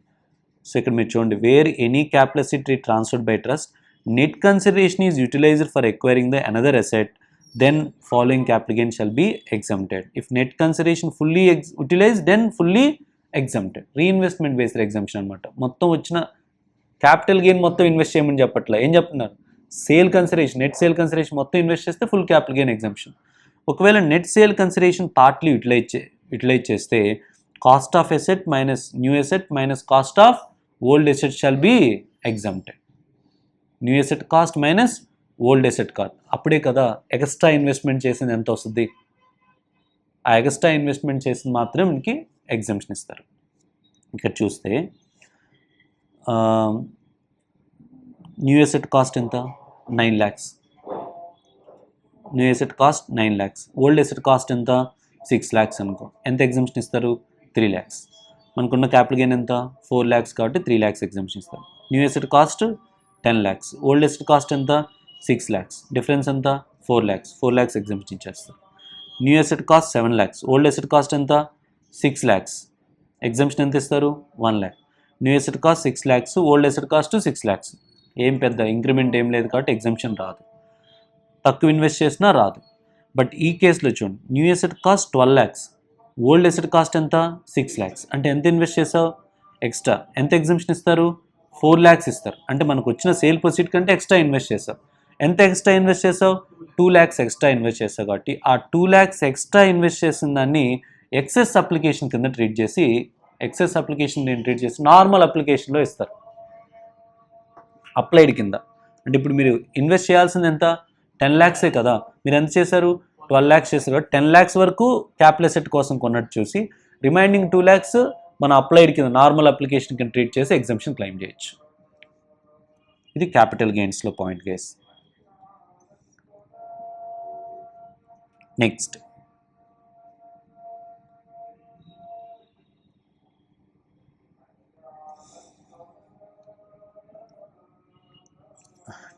subsection 23C. యాక్చువల్గా ఇప్పుడు మనం ఇంకో సెక్షన్ ఏంటి డిస్కస్ చేస్తున్నాం guys, 10 subsection 23C. Universities, medical universities, medical institutions, వీటన్నిటి గురించి మనం డిస్కస్ చేస్తున్నాం, హాస్పిటల్స్, వీటి గురించి గైస్. బేసిక్గా ఈ universities, hospitals, education institutions funded by government అయితే, ఎవరు funded, completely funded by the government. Andhra university funded by government, అలా ఫండెడ్ బై గవర్నమెంట్ అనుకోండి. Or any other education institution, hospital gross receipt, అంటే గవర్నమెంట్ ఫండెడ్ కాదు, నార్మల్గా అవి gross receipts up to 5 crores. అంటే ఇప్పుడు మనం ఉంది గురుకుల్ ఉంది, జ్ఞానముద్ర కోఆపరేటివ్, జ్ఞానముద్ర సొసైటీ ఉంది, ఆ జ్ఞానముద్ర ట్రస్ట్ ఉంది, అప్ టు 5 crores వరకు ఎగ్జంప్షన్ అనమాట. ఇంటర్మీడియట్ కాలేజ్కి వచ్చే income up to 5 crores gross receipts అయితే ఎగ్జంప్టెడ్. దీనిపై 10 subsection 23C కింద ఒకటి ఫండెడ్ బై గవర్నమెంట్ కానీ, ఇంకోటి ఏంటి gross receipt up to 5 crores కానీ. Unconditional exemption, unconditional exemption, both section 11 and 1023C exemption can be claimed. అంటే 11 చారిటబుల్ ట్రస్ట్లో ఉండే 11 ఎగ్జంప్షన్ తీసుకోవచ్చు, అండ్ 1023C ఎగ్జంప్షన్ తీసుకోవచ్చు, రెండు తీసుకోవచ్చు. ఎప్పుడు ఫండెడ్ బై గవర్నమెంట్కి gross receipts up to 5 crores ఉంటాయి, ఓకేనా. లేదు వేరే అదర్ కనుక ఈ రెండు కాదనుకో, approved by the CIT principal commissioner of income tax కానీ normal commissioner of income tax. అవి ఏంటంటే 10 సబ్సెక్షన్ 23C క్లాజ్ 4, 5, 6, 6A ఈ సెక్షన్స్ కింద అప్రూవల్ ఇస్తే, ఈ సెక్షన్ కింద అప్రూవల్ ఇచ్చారనుకోండి, దానికి conditions apply as specified in section 11 కింద ఏ కండిషన్స్ ఉంటాయో అవే అప్లై అవుతాయి. అంటే దాని మీనింగ్ ఏంటంటే ఇక్కడ మీకు ఈ పాయింట్ లాస్ట్లో ఎయిదర్ సెక్షన్ 11 అయినా తీసుకో, 1023C అయినా తీసుకో, ఈ రెండిట్లో ఏం తీసుకో ఒకటే వస్తుంది మీకు. ట్రాజడీ ఏంటంటే ఒకే దానికి 2 సెక్షన్స్ ఉన్నాయి. ఒకే దానికి గవర్నమెంట్ అనేది 2 సెక్షన్స్ కింద అప్రూవ్ ఇస్తుంది, కానీ ఎట్ ద ఎండ్ రిజల్ట్ ఒకటే.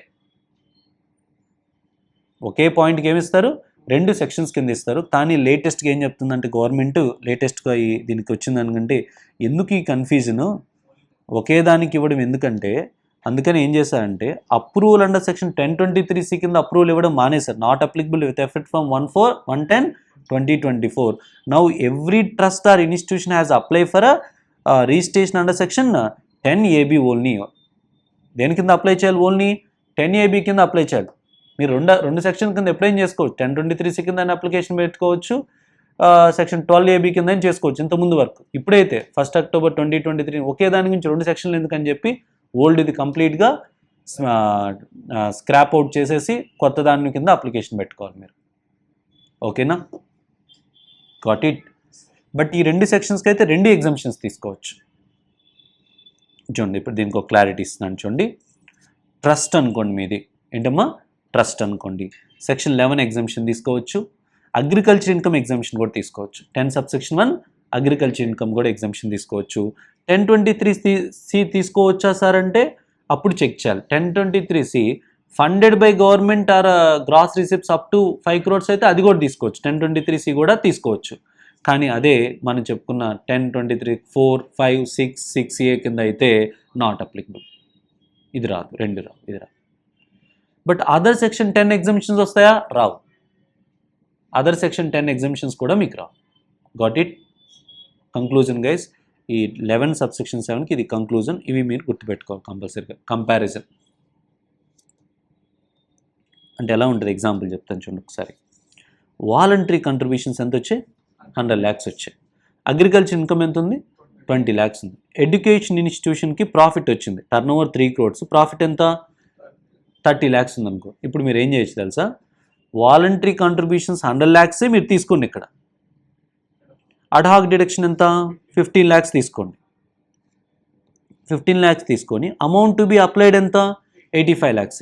మరి అగ్రికల్చర్ ఇన్కమ్ ఇక్కడ తీసుకోవద్దు, ఎందుకంటే 10 సబ్సెక్షన్ 1 కింద అది ఎగ్జామ్టెడ్. మీరు అప్లైడ్ కింద రూల్ ఏం అప్లై కాదు, అప్లై చేయాల్సిన అవసరం లేదు.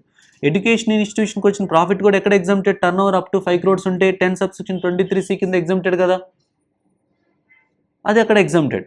అంటే మీరు ఏమేమి ఎగ్జామ్షన్ తీసుకున్నట్టు, 10 సబ్సెక్షన్ 1 తీసుకున్నారు, 23. అంటే వీటికి ఏదో 85% అప్లై చేయాలనే కాన్సెప్ట్ ఉండదు దానికి. Got it everyone.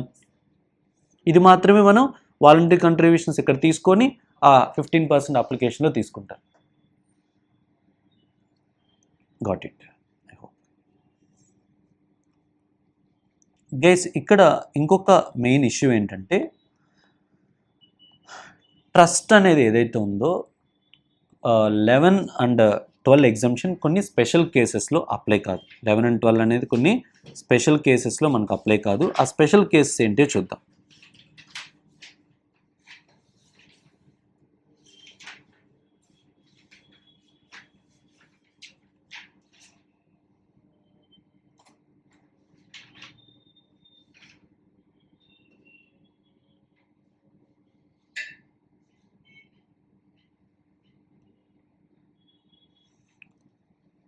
Yes, 11 and 12 exemptions apply కాదు. 11 and 12 ఎగ్జామ్షన్స్ ఎప్పుడు ఇవ్వరంటే, income from the trust for private religious purpose. దేనికోసమ్మా, ప్రైవేట్ పబ్లిక్ రిలీజియస్ పర్పస్ కొడాలి. ప్రైవేట్ రిలీజియస్ ఫస్ట్ నువ్వు టెంపుల్ పెట్టి మా ఇంట్లో వాళ్ళే రావాలనుకుంటే కాదు, ఒకవేళ అలా చెప్పినా అప్లై కాదు. Next private religious purpose. కానీ income from trust for the benefit of any particular religious community or caste. ఒక కమ్యూనిటీ ఆర్ క్యాస్ట్ కోసం కూడా నువ్వు ఒక టెంపుల్స్ రిలీజియస్ పర్పస్ కోసం అలా చేయకూడదు. కానీ చేసేది అలాగే చేస్తారు, కానీ చెప్పరు బయటికి, అంతే కదా. ఇప్పుడు ఆ, ఒక కమ్యూనిటీ కోసమే కదా టీటీడీ చేశారు, హిందువులు అంటారు, కానీ ముస్లిమ్స్ అలౌ చేయను అని ఉండదు. యాజ్ పర్ వాళ్ళు చెప్పడం అలా చెప్పకూడదు, కానీ అందరూ వెళ్ళొచ్చు. ఇప్పుడు ఒక చర్చ్ ఉంది, అది ఎగ్జామ్షన్ క్లెయిమ్ చేస్తుంది, వాళ్ళు చెప్పేది ఓన్లీ ఈ కమ్యూనిటీ రావాలని చెప్పకూడదు, వాళ్ళ రూల్స్లో అందరు రావచ్చు అని చెప్పాలి. అలా చెప్తే అనుకో, ఈ కమ్యూనిటీ వాళ్ళే రావాలని చెప్పారనుకోండి, ట్రస్ట్ ఎగ్జామ్షన్ రాదు వాళ్ళకి. Next, income of the trust for the benefit of specific persons such part of the income. Relatives బెనిఫిట్కు వాడకూడదు. ఒకవేళ రిలేటివ్ బెనిఫిట్కి వాడితే such part of the income మటుకు బీబీఐ కింద 30% ట్యాక్స్ పే చేయాలి. రిలేటివ్ బెనిఫిట్ కోసం వాడకూడదు. అండ్ ఫండ్ అనేది సేఫ్ ఇన్వెస్ట్మెంట్స్లోనే చేయాలి. అదర్ దాన్ సేఫ్ ఇన్వెస్ట్మెంట్స్లో చేసినా మనకు అది ట్యాక్స్బుల్ అవుతుంది. ఓకే, సో ఇప్పుడు రిలేటివ్స్ అంటే ఎవరు సార్? రిలేటివ్స్ అంటే ఎవరంటే author and founder of the trust relatives. Author and founder of the trust relative. And person who make donations greater than 50,000. 50,000 కంటే డొనేషన్స్ ఎవరైనా ఎక్కువ చేసినా వాళ్ళు రిలేటివ్స్ అవుతారు. Where fund or donor is a HUF. Where or fund or donor is a HUF or member of HUF అయినా. అండ్ ఎప్పుడైతే fund అంటే ఫౌండర్ హెచ్యుఎఫ్ అనుకోండి, వాళ్ళ మెంబర్స్ అందరూ, లేదా డోనర్ 50,000 కంటే ఎక్కువ డోనర్ చేసిన వాళ్ళు హెచ్యుఎఫ్ అనుకోండి, వాళ్ళ మెంబర్స్ అందరూ రిలేటివ్స్ అవుతారు. ట్రస్టీ మేనేజర్ కూడా రిలేటివ్ అవుతారు. Relatives of any founder, donor, member, trustee, manager వాళ్ళందరూ కూడా రిలేటివ్స్ అవుతారు. Any concern in which any of the above person having a substantial interest 20% ఉన్న రిలేటివ్స్ అవుతారు. రిలేటివ్స్ అంటే గిఫ్ట్ డెఫినేషన్లో ఏదైతే రిలేటివ్స్ చెప్పినా వాళ్ళందరూ. Big donation, big definition guys ఇది. ఎందుకంటే ట్రాజడీ ఏంటంటే 50,000 కంటే ఎక్కువ చేసిన వాళ్ళందరూ రిలేటివ్స్ అంటున్నారు. మిగతా వాళ్ళందరూ ఒక రకంగానే అది చాలా ఎక్కువ. మేబీ ఫ్యూచర్లో అది లిమిట్ కొంచెం రిలాక్సేషన్ ఇచ్చారు రీసెంట్గా, చూద్దాం. ఇప్పుడు గైస్ ఈ స్పెసిఫైడ్ పర్సన్స్కి యూజ్ చేయకూడదని చెప్పాను కదా మనం. స్పెసిఫైడ్ పర్సన్కి ఏమైనా యూజ్ చేశారనుకోండి పెనాల్టీ ఉంటుంది guys. First time relatives benefit కోసం యూజ్ చేస్తే 100% of income tax applied. 100% of income applied ఎంతైతే వాళ్ళు స్పెసిఫైడ్ పర్సన్స్కి వాడారో 100% పెనాల్టీ ఉంటుంది ఫస్ట్ టైం అయితే. సబ్సిక్వెంట్గా కూడా సెకండ్ వైలేషన్ చేశారనుకో 200% పెనాల్టీ ఉంటుంది. Okay sir, education or medical facility specified persons provide చేస్తే మనకి ట్యాక్సిబుల్ అంటే ట్యాక్సిబుల్ అవుద్ది, కానీ మొత్తానికి కాదు. టు ది ఎక్స్టెంట్ ఎంతైతే బెనిఫిట్ అప్లై చేస్తారో అంతవరకు మార్కెట్ వాల్యూ ఫైండ్ అవుట్ చేస్తారు. మీ తాతగారు ట్రస్ట్ పెట్టాడు, అది హాస్పిటల్, నువ్వు ట్రీట్మెంట్ చేయించుకోవో ఏంటి, రిలేటివ్ అవుతావు కదా, ట్రీట్మెంట్ చేయించుకుంటూ, బట్ నీకు స్పెండ్ చేసినంత వరకు అది వైలేషన్ అవుద్ది. అండ్ మీ తాతగారు కాలేజ్ పెట్టారు, దాంట్లో నువ్వు చదువుకుంటావు కదా, నీకు బెనిఫిట్ ప్రొవైడ్ చేసినందుకు బెనిఫిట్ అవుద్ది. Fair market value find out చేస్తారు, ఫెయిర్ వాల్యూ అనేది. దాని వరకు మనకి 115 BBI కింద అప్లై అవుద్ది, పెనాల్టీ కూడా అప్లై అవుద్ది. అలాగని ట్రస్ట్ రిజిస్ట్రేషన్ ఏం క్యాన్సిల్ చేయరు, ఆ స్పెసిఫిక్ బెనిఫిట్ వరకు మాత్రమే ఎగ్జామ్షన్ రాదు, ట్యాక్స్బుల్ అవుతుంది. Such part of income. ఇంతకుముందు అయితే such part of income guys, ఇంతకుముందు సచ్ పార్ట్ ఆఫ్ ఇన్కమ్ లేదు. ఐ మీన్ 4 years బ్యాక్ అనుకుంటా, మొత్తం ట్రస్ట్ ఎగ్జామ్షన్ తీసేవాళ్ళు, మొత్తం ట్రస్ట్ ఇన్కమ్ ట్యాక్స్బుల్ అనేవాళ్ళు. అది టూ మచ్ కదా అసలు. నెక్స్ట్ సార్, 115 BBI ఎప్పుడు అప్లై అవుద్ది? 115 BBI ఎప్పుడు అప్లై అవుతుంది అంటే 30% ట్యాక్స్ ఎప్పుడు పే చేయాలంటే income accumulated or set aside in excess of 15%. అంటే 15% కంటే ఎక్కువ in excess of 15%, where such accumulation is not allowed under any specific provisions. అంటే 11(2) కింద చేసుకోవచ్చుగా 15% అక్యుములేషన్. ఆ 11(2) ఫాలో అవ్వకుండా నువ్వేమైనా అక్యుములేషన్ చేసావు అనుకో, అది 30% ట్యాక్స్బుల్ అవుద్ది. And deemed to be deemed as a explanation 1లో చెప్పాను కదా 2 reasons. అది అప్లై చేయలేకపోయినా అనుకో, స్పెసిఫైడ్ పీరియడ్లో కల్లా అప్లై చేయకపోయినా మనకు 30% కదా. 11(2) కింద మనం అక్యుములేట్ చేయొచ్చు. వైలేషన్ చేస్తే 11(3). చూసారు 11(3)లో. Next, income applied for a benefit or specified person. ఇప్పుడే చూసాను, స్పెసిఫైడ్ పర్సన్ బెనిఫిట్ కోసం యూజ్ చేసినా 30% అప్లై. సేఫ్ ఇన్వెస్ట్మెంట్లో చేయకపోయినా 30% అప్లై. ఏ income any purpose outside India use చేసినా 30%. Is it okay? నెక్స్ట్, దీని తర్వాత 13 subsection 10 గైస్, 13 subsection 10 కొన్ని స్పెషల్ అకేషన్లో ఈ 13 subsection 10 అనేది మనకు అప్లై అవుద్ది. 13 subsection 10 కొన్ని స్పెషల్ అకేషన్స్లో అప్లై అవుద్ది. ఎప్పుడు ఈ 13 subsection 1 అప్లై అవుద్ది అని మీరు అబ్జర్వ్ చేస్తే, సేఫర్ మీరు జనరల్ పర్పస్ యూటిలిటీ ఏంటమ్మా, last general purpose utility, but me business receipts 20% కంటే ఎక్సీడ్ అయ్యాయి గ్రాస్ రిసిప్ట్స్ కంటే, నీకు ఎగ్జంప్షన్ రాదు కదా, ఐలో రాదు కదా. రిటర్న్ ఆఫ్ ఇన్కమ్ ఫైల్ చేయకపోయినా రాదు కదా, return of income not file. Books of accounts not maintain, books of accounts not maintain.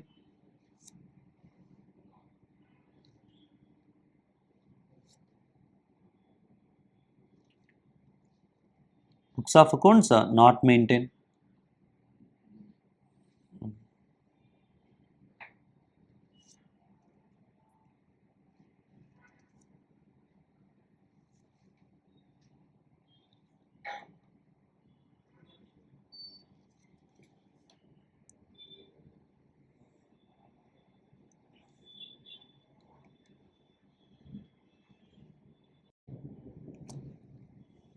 Guys, so ఇక్కడ నెక్స్ట్ మనం అబ్జర్వ్ చేస్తే 13 subsection 10. 13 subsection 10 ఏంటంటే యూజువల్లీ ఈ కండిషన్స్ 4 సిచ్యువేషన్స్లో మనకు 11-12 ఎగ్జంప్షన్ రాదు. 11-12 ఎగ్జంప్షన్ రాకపోతే మన ఇన్కమ్ ఎలా కంప్యూట్ చేయాలని కూడా మనకు అర్థం అవుతుంది కావాలి కదా, ఎందుకంటే ఇప్పుడు 11-12 ఎగ్జంప్షన్స్ వస్తే ఎలా చేయాలో మనకు తెలుసు. 11-12 ఎగ్జంప్షన్స్ రాకపోతే అంటే బిజినెస్ రిసిప్ట్స్ 20% అయినా, రిటర్న్స్ ఫైల్ చేయకపోయినా, బుక్స్ ఆఫ్ అకౌంట్స్ మెయింటైన్ చేయకపోయినా, ఆడిట్ చేయించుకోకపోయినా, అప్పుడు మీరు ఏం చేయాలంటే total gross income of the trust find out చేయండి.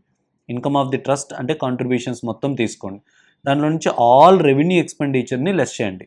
All revenue expenditure incurred in India for the objective of trust. ఎక్కడ ఇంకా వేటికి డిడక్షన్ ఇస్తారు, ఆల్ రెవెన్యూ ఎక్స్పెండిచర్కి, that is incurred for the purpose of the trust objective in ఇండియాలో spend చేసి రెడ్ చేయండి.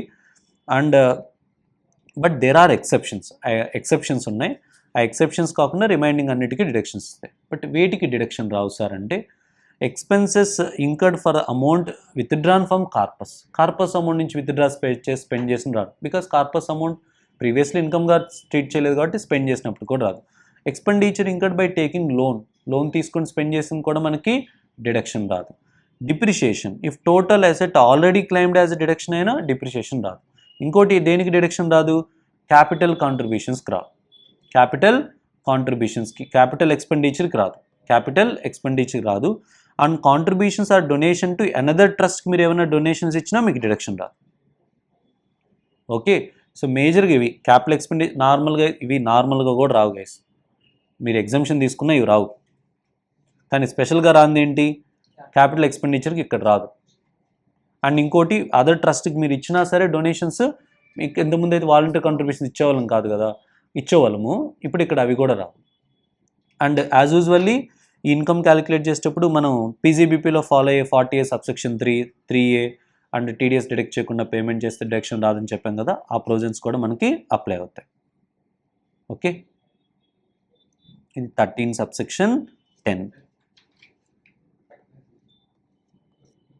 13 subsection 10. Next anonymous donations guys. Next ఏంటమ్మా, anonymous donations. Guys anonymous donations మనం సింపుల్గా ఆలోచించండి. ఎనానిమస్ డొనేషన్ ట్యాక్సేషన్, ఇప్పుడు తిరుమల తిరుపతి దేవస్థానానికి ఎనానిమస్ డొనేషన్స్ వస్తాయా రావా? కామన్ కదా, వాటిని 30% ట్యాక్స్ చేస్తామా? చేయకూడదు కదా. రిలీజియస్ ట్రస్ట్కి ఎనానిమస్ డొనేషన్స్ కామన్, కాబట్టి రిలీజియస్ ట్రస్ట్కి ఎనానిమస్ డొనేషన్స్ వచ్చినా ఏ ఇన్కమ్ అవుద్ది, నార్మల్ ఇన్కమే అవుద్ది. బట్ వేటికి ప్రాబ్లం, చారిటబుల్ ట్రస్ట్కి ఎనానిమస్ డొనేషన్స్ వస్తే 30%. ఏ ట్రస్ట్కి, చారిటబుల్ ట్రస్ట్కి ఎనానిమస్ డొనేషన్స్ వస్తే 30%. ఎందుకంటే చారిటబుల్ ట్రస్ట్లే కదా మిస్యూజ్ చేసేది, వాళ్ళ దగ్గర ఉన్న బ్లాక్ మనీని ఏం చేస్తారు, ఇవి అనానిమస్ డొనేషన్స్ క్యాష్లో వచ్చాయని చెప్పి, వైట్ మనీ అని చెప్పి ఏదో ఒకటి చేస్తారు కదా, అందుకని వాటికి 30%. ఓకేనా, సో రిలీజియస్ యాక్సెప్టబుల్, చారిటబుల్ ట్రస్ట్కి అనానిమస్ డొనేషన్స్ రాకూడదు, వస్తే 30% ట్యాక్స్ పే చేయాల్సిందే. బట్ కొన్ని ట్రస్ట్లు ఎలా ఉంటాయంటే రిలీజియస్ అండ్ చారిటబుల్ రెండు ఉంటాయి. The perfect example is TTD. దానికి కూడా రెండు యాక్టివిటీస్ చేస్తుంది. అది ఎలా అంటే, మీరు చూడండి, ఒక హాస్పిటల్ మెయింటైన్ చేస్తుంది టీటీడీ. ఎడ్యుకేషన్ ఇన్స్టిట్యూషన్ ఉంటుంది అండ్ ఇంకోటి టెంపుల్ ఉంటుంది.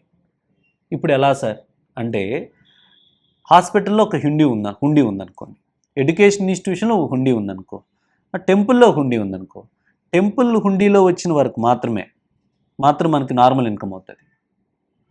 అదే హాస్పిటల్లో హుండీ పెట్టడము, ఎడ్యుకేషన్ ఇన్స్టిట్యూషన్లో హుండీ పెట్టడం అనేది కామన్ కాదుగా, అనానిమస్ డొనేషన్సే కదా రెండు. వాటికి మటుకు ఏం అప్లై అవుతుంది మనకు 115 బీబీసీ అప్లై అవుతుంది. అండర్స్టూడ్? అర్థమైంది 3 కంపారిజన్? డౌట్ ఏమైనా ఉందా? ఎస్. బట్ ఇక్కడ ఇంకొక పాయింట్ ఏంటంటే గైస్, మనకి అనానిమస్ డొనేషన్స్ ఫైనల్గా ఎంతో అనానిమస్ డొనేషన్స్ ఫైండ్ అవుట్ చేస్తాం గైస్. అనానిమస్ డొనేషన్లో 5% of total donations or 1 lakh which ever is higher అనేది మనకి ఈ ఇన్కమ్ వరకు మనకు నార్మల్ ఇన్కమ్గానే ట్యాక్సిబుల్ అవుద్ది. దీనికంటే ఎక్సెస్ వచ్చింది మాత్రమే ఇన్కమ్ ఎంత ట్యాక్సిబుల్ అవుద్ది? 30% ట్యాక్సిబుల్ అవుద్ది. గైస్ ఇక్కడ చూడండి, ఒక ఎగ్జాంపుల్ టేకప్ చేస్తాను నేను. చూడండి, income from property held under trust 20 lakhs, donations ఎంత? 40 lakhs. 40 lakhsలో 7 lakhs ఏంటి?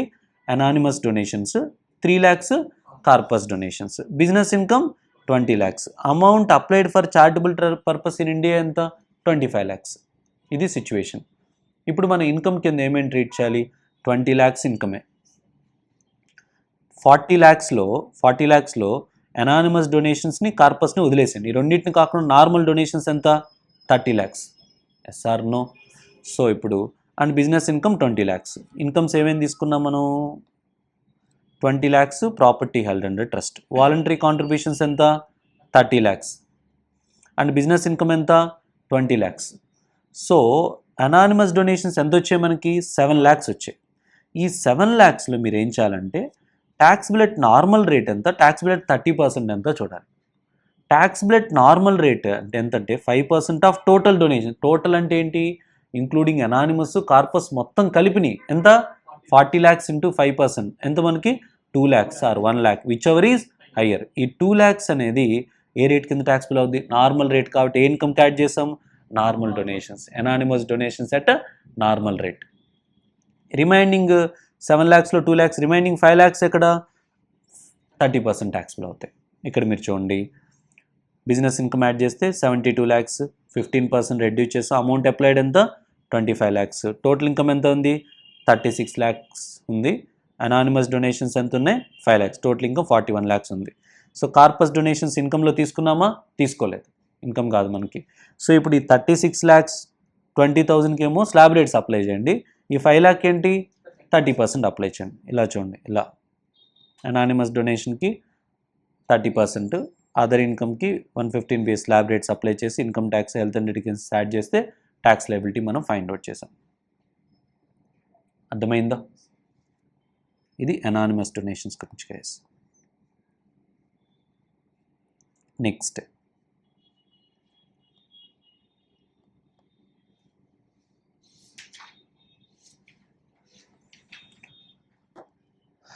మనకి గైస్ ఎగ్జంప్షన్ అనేది మనకు రావాలి అంటే 11 and 12 ఎగ్జంప్షన్ రావాలంటే మీకు ఏం చెప్పాను? రిటర్న్స్ ఫైల్ చేయాలి కదా.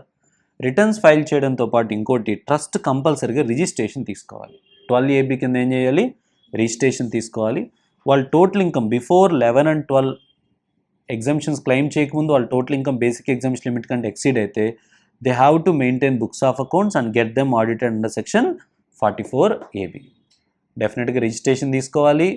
And total income basic exemption limit కంటే ఎక్సీడ్ అయితే రిటర్న్ ఆఫ్ ఇన్కమ్ ఫైల్ చేయాలి అండ్ ఆడిట్ చేయించుకోవాలి వాళ్ళు. ఓకే, రిటర్న్ ఆఫ్ ఇన్కమ్ కూడా 139A కింద రిటర్న్ ఆఫ్ ఇన్కమ్ ఫైల్ చేయాలి. Either with in the due డేట్లో కల్లా అయినా లేట్గా అయినా వాళ్ళు రిటర్న్ అనేది ఫైల్ చేయాలి. ఓకే, ఇప్పుడు మనం దేని గురించి చూస్తున్నాం గైస్? Obtaining the registration. దేని గురించి మనం థింక్ చేస్తున్నాం? రిజిస్ట్రేషన్ గురించి థింక్ చేస్తున్నాం గైస్. ఇంతకుముందు రిజిస్ట్రేషన్ మనకి 12AA కింద రిజిస్ట్రేషన్ చేసేవాళ్ళు గైస్. ఏ సెక్షన్ కింద? 12AA కింద రిజిస్ట్రేషన్ చేశారు. ఇప్పుడు కొత్తగా తీసుకొచ్చిన సెక్షన్ ఏంటి? 12AB section. 12AA కింద రిజిస్ట్రేషన్ తీసుకున్నారు, 12AB కింద రిజిస్ట్రేషన్ తీసుకున్నారు. ఇప్పుడు ట్రస్ట్కి డిఫరెన్స్ ఏంటి సార్? 12Aకి 12ABకి డిఫరెన్స్ ఏంటంటే, ఇంతకుముందు వన్స్ రిజిస్ట్రేషన్ తీసుకుంటే that is a final, you need not to renew. 12AA కింద రెన్యూ చేసుకోవాల్సిన రిక్వైర్మెంట్ లేదు. కానీ 12AB కింద మీకు రెన్యూవల్ కాన్సెప్ట్ వచ్చింది. ఎవ్రీ 5 years మీ రిజిస్ట్రేషను రెన్యూ చేయించుకోవాలి. ఎందుకంటే మీకు తెలుసు, ఒకసారి రిజిస్ట్రేషన్ తీసుకొని ఇంకా అడ్రస్ లేకుండా పోతున్నారు. వాళ్ళు నిజంగా చేస్తున్నారా లేదా, అన్ని ఆబ్జెక్ట్ కరెక్ట్గా ఉన్నాయా లేదా తెలియదు, కాబట్టి రెన్యూవల్ అనే కాన్సెప్ట్ తీసుకొచ్చారు. ఓకే, ఎంత మ్యాక్సిమం పీరియడ్ ఇప్పుడు ఎంత ఇస్తారు? 5 years. ఎప్పటి నుంచి వచ్చింది? 1/4/2021 నుంచి వచ్చింది ఈ కాన్సెప్ట్. సరే, ఇప్పుడు ఓకే, కొత్తగా అప్లై చేసే వాళ్ళందరూ దేనికోసం అప్లై చేస్తారు? 12AB కింద రిజిస్ట్రేషన్కి అప్లై చేస్తారు, దట్స్ ఫైన్. కానీ పాత వాళ్ళు 12A కింద తీసుకున్న వాళ్ళందరూ 12AB కింద ఫ్రెష్గా రిజిస్ట్రేషన్ తీసుకోవాలి కదా, ట్రాన్సిషన్ అవ్వాలి కదా, వాళ్ళు ట్రాన్సిషన్ అవ్వాలి కాబట్టి 3 months టైం లిమిట్ ఇచ్చారు. ఎంతమ్మా? 3 months, 30/6/2021 కల్లా రిజిస్టర్ అవ్వాలి. కానీ తెలుసు కదా, గవర్నమెంట్ ఈ టైం లిమిట్స్ని ఎక్స్టెండ్ చేస్తే లాస్ట్ డేట్ 30/6/24 కల్లా కూడా ఇచ్చింది. తెలుసు కదా, PAN Aadhaar link time extend చేసినట్టు ఓల్డ్ పర్సన్స్ అందరూ ఇప్పుడు 12AB కింద రిజిస్టర్ చేయించుకున్నప్పుడు 30/6/2024 వరకు లాస్ట్ డేట్. ఓకే, ఇది ట్రాన్స్మిషన్ అనమాట. అంటే ఎగ్జిస్టింగ్ ట్రస్ట్లు ఇప్పుడు అప్లై చేయాలి. 3 months ఎప్పుడోకల్లా అప్లై చేయాలి గైస్ వాళ్ళు? 3 months from the end of the month in which application was రిసీవ్డ్లో కల్లా మీకు రిజిస్ట్రేషన్ గ్రాంట్ చేస్తారు. ఎప్పుడో కల్లా వాళ్ళు మన అప్లికేషన్ 3 monthsలో కల్లా చేయాలి. లాస్ట్ డేట్ ఎప్పుడు? 30/6/2024. ఓకే, ఎప్పుడో కల్లా వాళ్ళు మనకు రిజిస్ట్రేషన్ ఇస్తారు? వితిన్ 3 monthsలో కల్లా from the end of the month in which application application receive చేసుకున్న మంత్ ఎండింగ్ నుంచి 3 monthsలో కల్లా ఇస్తారు. ఎన్ని ఇయర్స్? 5 years వితౌట్ ఎంక్వైరీ ఇచ్చేస్తారు మీకు. Is it okay guys? Next, new trust application పెడుతుంది. ఎప్పటికల్లా న్యూ ట్రస్ట్ అప్లికేషన్ పెట్టుకున్నప్పుడు ఇనీషియల్గా ఏమి ఇస్తారంటే ప్రొవిజనల్ రిజిస్ట్రేషన్ ఇస్తారు మీకు. న్యూ ట్రస్ట్ అప్లికేషన్ పెట్టుకున్నప్పుడు మనకి ప్రొవిజనల్గా 3 years ఇస్తారు without any enquiry. Provisional registration అవ్వగానే ఫైనల్ రిజిస్ట్రేషన్ ఇస్తారు. ఫైనల్ రిజిస్ట్రేషన్ ఎంత? ఆఫ్టర్ ఎంక్వైరీ ఇస్తారు. కానీ ట్రాజడీ ఏంటంటే ప్రొవిజనల్ ప్లస్ ఫైనల్ రెండు కలిపి ఇచ్చేదే 5 years. మళ్ళీ ఆ 5 years అయిపోయిన తర్వాత మళ్ళీ ఏం చేయించుకోవాలి? రెన్యూవల్ చేయించుకోవాలి. ఓకే, సో ఇప్పుడు మనం ఫస్ట్ న్యూగా అప్లై చేసినప్పుడు ప్రొవిజనల్ వితౌట్ ఎనీ ఎంక్వైరీ మనకి ఇస్తారు. Okay, from the assessment relevant to the previous in which application made. ఏ ఇయర్కి అప్లికేషన్ పెట్టుకుంటే ఆ ఇయర్ నుంచి మనకి 3 years వరకు ఇస్తారు. ఎప్పుడోకల్లా ఇస్తారు గైస్ మనకి? 1 month from the end of the month in which application was received. 1 monthలో అప్లికేషన్ మీకు రిసీవ్ చేసుకున్న మంత్ ఎండింగ్ నుంచి 1 monthలో కల్లా మనకు రిజిస్ట్రేషన్ గ్రాంట్ చేస్తారు. బట్ మీరు అప్లికేషన్ ఎప్పుడులో కల్లా పెట్టుకోవాలి? 1 month prior to the commencement of the previous year relevant to the assessment year for which registration is sought. 1 month prior to the previous year. సింపుల్గా చెప్పాలంటే ఏంటి? 1 month prior to the previous year. అంటే previous year ఎప్పుడు start అవుతుంది? Usually ఏప్రిల్లో start అవుతుంది, అంతే కదా? ఏప్రిల్లో స్టార్ట్ అవుద్ది. ఏప్రిల్ నుంచి 1 month ముందు, అంటే ఎప్పుడో కల్లా 1st Marchలో కల్లా మీరు అప్లికేషన్ పెట్టుకోవాలి. కానీ అందరూ ఏప్రిల్లో ట్రస్ట్ స్టార్ట్ చేయరు కదా గైస్. ట్రస్ట్ మిడిల్లో స్టార్ట్ చేశారు అనుకో, అప్పుడు ప్రీవియస్ ఇయర్ డెఫినేషన్ మారిపోద్ది. న్యూ బిజినెస్ కమెన్స్డ్ అన్నప్పుడు ఎప్పుడైతే మీరు ట్రస్ట్ స్టార్ట్ చేస్తారో అప్పుడే ప్రీవియస్ ఇయర్ స్టార్ట్ అయినప్పుడు. ట్రస్ట్ స్టార్ట్ చేసినప్పుడు మీరు 1/10/24లో ట్రస్ట్ స్టార్ట్ చేశారు అనుకో, కమెన్స్మెంట్ అయిందంటే ప్రీవియస్ ఇయర్ అదే స్టార్టింగ్ అయినట్టు. దాని ప్రేయర్ 1 month. అర్థమైందా? యూజువల్లీ ప్రీవియస్ ఇయర్ ఏప్రిల్లో అనుకుంటాం, కానీ అందరూ ఏప్రిల్లో ట్రస్ట్ స్టార్ట్ చేయరుగా. మిడిల్ ఆఫ్ ద ఇయర్లో ట్రస్ట్ స్టార్ట్ చేసి ప్రీవియస్ ఇయర్ కూడా అదే రోజు స్టార్ట్ అయినట్టు. మీరు చూస్తే ఎక్సెప్షన్లో చూస్తే new business new source of income coming to the existence అన్నప్పుడు ప్రీవియస్ ఇయర్ ఎప్పుడు స్టార్ట్ అవుద్ది? In the year in which business commence, date on which business commence new source of income coming to the existence కదా. ఆ logic ప్రకారమే trust ఎప్పుడైతే business operation commence చేస్తారో ఆ రోజే ప్రీవియస్ ఇయర్ స్టార్ట్ అయినప్పుడు దానికి బిఫోర్ 1 monthలో కల్లా మనం అప్లికేషన్ పెట్టుకోవాలి. ఓకేనా? మళ్ళీ trust granted provisional registration final రిజిస్ట్రేషన్కి అప్లికేషన్ పెట్టుకోవాలి కదా. ఎప్పుడో కల్లా 6 months prior to the expiry of the approval or 6 months from the commencement of the activity, whichever is earlier. Okay, మీకు అప్లికేషన్ పెట్టుకుంటే 6 monthsలో కల్లా మీకు రిజిస్ట్రేషన్ ఇస్తారు, final registration. 6 months from the end of the month in which application receive. కానీ month కాకుండా recent amendment ఏంటంటే 6 months from the end of the quarter. ఏ క్వార్టర్లో అప్లికేషన్ రిసీవ్ చేసుకున్నారో ఆ క్వార్టర్ ఎండింగ్ నుంచి 6 months అంటున్నారు. ఇంతకుముందు ఏ మంత్లో అప్లికేషన్ రిసీవ్ చేసుకుందో ఆ మంత్ ఎండింగ్ నుంచి 6 months. ఫైనల్ రిజిస్ట్రేషన్ 5 years ఇస్తారు. 5 years ఇచ్చినప్పుడు ఇంక్లూడింగ్ ప్రొవిజనల్ కూడా కౌంట్ చేస్తారని గుర్తుపెట్టుకోండి. Next, trust registered under section 12AB. డైరెక్ట్గా మీరు 12ABకే అప్లికేషన్ పెట్టుకున్నారు. 6 months అంటే 6 months prior to the expiry of registration రెన్యువల్కి అప్లికేషన్ పెట్టుకోవాలి కదా, ఎక్స్పైరీ అయిన 6 monthsలో కల్లా రెన్యువల్ అప్లికేషన్, ఎప్పుడో కల్లా 5 yearsలో కల్లా మీరు ఇస్తారు with enquiry. Is it okay? ఇదేంటిది 4th పాయింట్ ఏంటి? Renewal concept. పక్కన రాసుకునేది ఏంటమ్మా? Renewal.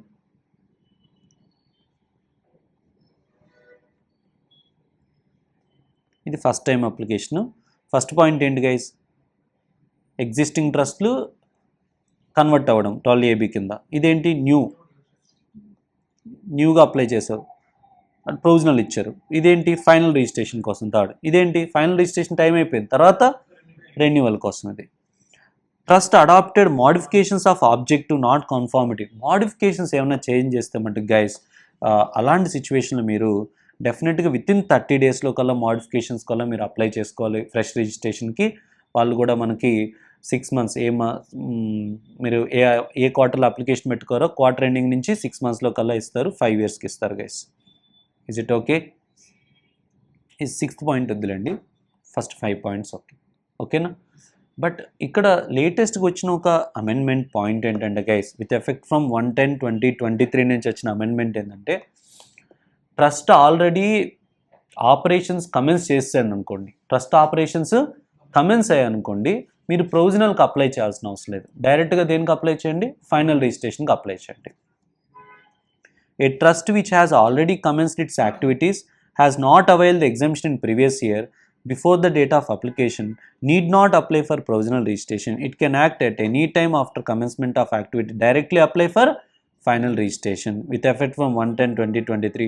Only the trust or institute which has not commenced activities are required to get provisional registration.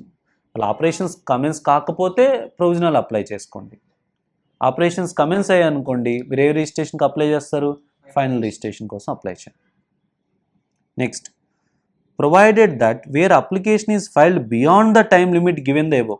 Beyond the time limit ఇస్తే రీజనబుల్ కాస్ట్ చూపిస్తే మనకి ఆ డిలేని condone చేస్తారు guys. Next 12AB procedure for registration. Commissioner ఎవరు ఇస్తారు guys registration? Big person ఇవ్వాలి కదా, నార్మల్ ఎస్సింగ్ ఆఫీసర్ కదా. Commissioner principal commissioner of income tax grant registration for 5 years. And some times case 2లో ఏమి ఇస్తారు మనకి? ప్రొవిజనల్ రిజిస్ట్రేషన్ ఇస్తారు. And commissioner or principal commissioner on receipt of application shall call for documents information and satisfy himself about the genuineness activities of the trust and compliance of such requirement of any law for the time being enforced by the trust or institution or a material for the purpose of achieving its objective. వాళ్ళు అన్ని procedure documents అన్నీ తీస్తారు. Other laws కింద కూడా వీడు అన్ని conditions satisfy అవుతున్నారా లేదా, not just income tax act, other laws కింద కూడా సాటిస్ఫై అవుతున్నా అన్నీ చూసి రిజిస్ట్రేషన్ ఇస్తాడు.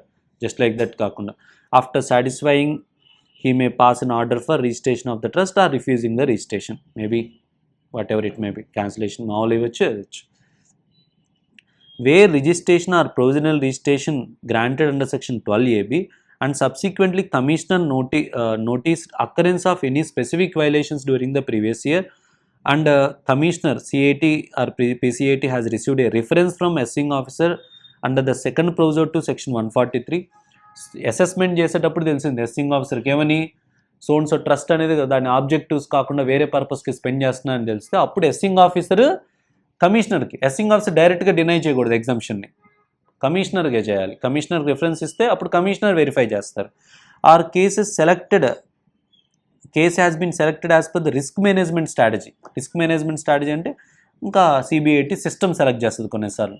సో ఈ 3 situations then commissioner or principal commissioner call for such documents call for చేస్తారు.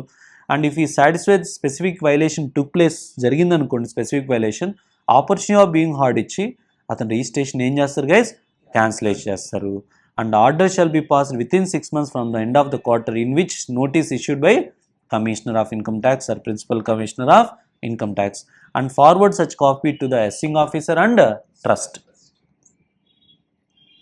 సార్ స్పెసిఫిక్ వైలేషన్స్ అంటే ఏంటి సార్? స్పెసిఫిక్ వైలేషన్స్ అంటే where income has been applied other than objective of the trust. ఏ objective కోసం form అయిందో వేరే other objective కోసం spend చేయడం కానీ, and trust income from business which is not incidental to attainment of the main objective. Books of accounts are not maintain. వాళ్ళ business అనేది not incidental, books of accounts maintain చేయట్లేదు. And if you are doing private religious purpose కోసం కానీ, particular religious community కోసం amount spend చేయడం కానీ, and not genuine, not carried out in accordance with the conditions for claiming exemption. జెన్యూన్గా మీరు చేయట్లేదు, ఇనిషియల్గా చెప్పిన పర్పస్ అంత జెన్యూనెస్ లేదు మీరు స్పెండ్ చేసిన దాంట్లో కానీ. And trust not complied with the requirement of other laws requirements కూడా ఫాలో అవ్వట్లేదు.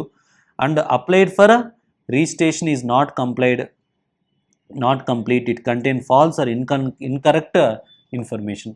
ఇనిషియల్గా మీరు రిజిస్ట్రేషన్ కోసం అప్లై చేసినప్పుడు ఇచ్చిన ఇన్ఫర్మేషన్ అంతా ఫాల్స్ ఇన్ఫర్మేషన్ అని తెలిసిన మీకు స్పెసిఫిక్ వైలేషన్స్ కింద కన్సిడర్ చేసి ప్రొసీజర్ ఫాలో అయ్యి నీ రిజిస్ట్రేషన్ క్యాన్సిల్ చేస్తారు. ఆపర్చునిటీ ఆఫ్ బీయింగ్ హార్డ్ ఇచ్చే క్యాన్సిల్ చేస్తారులేండి. So this is all about guys trust. Understood?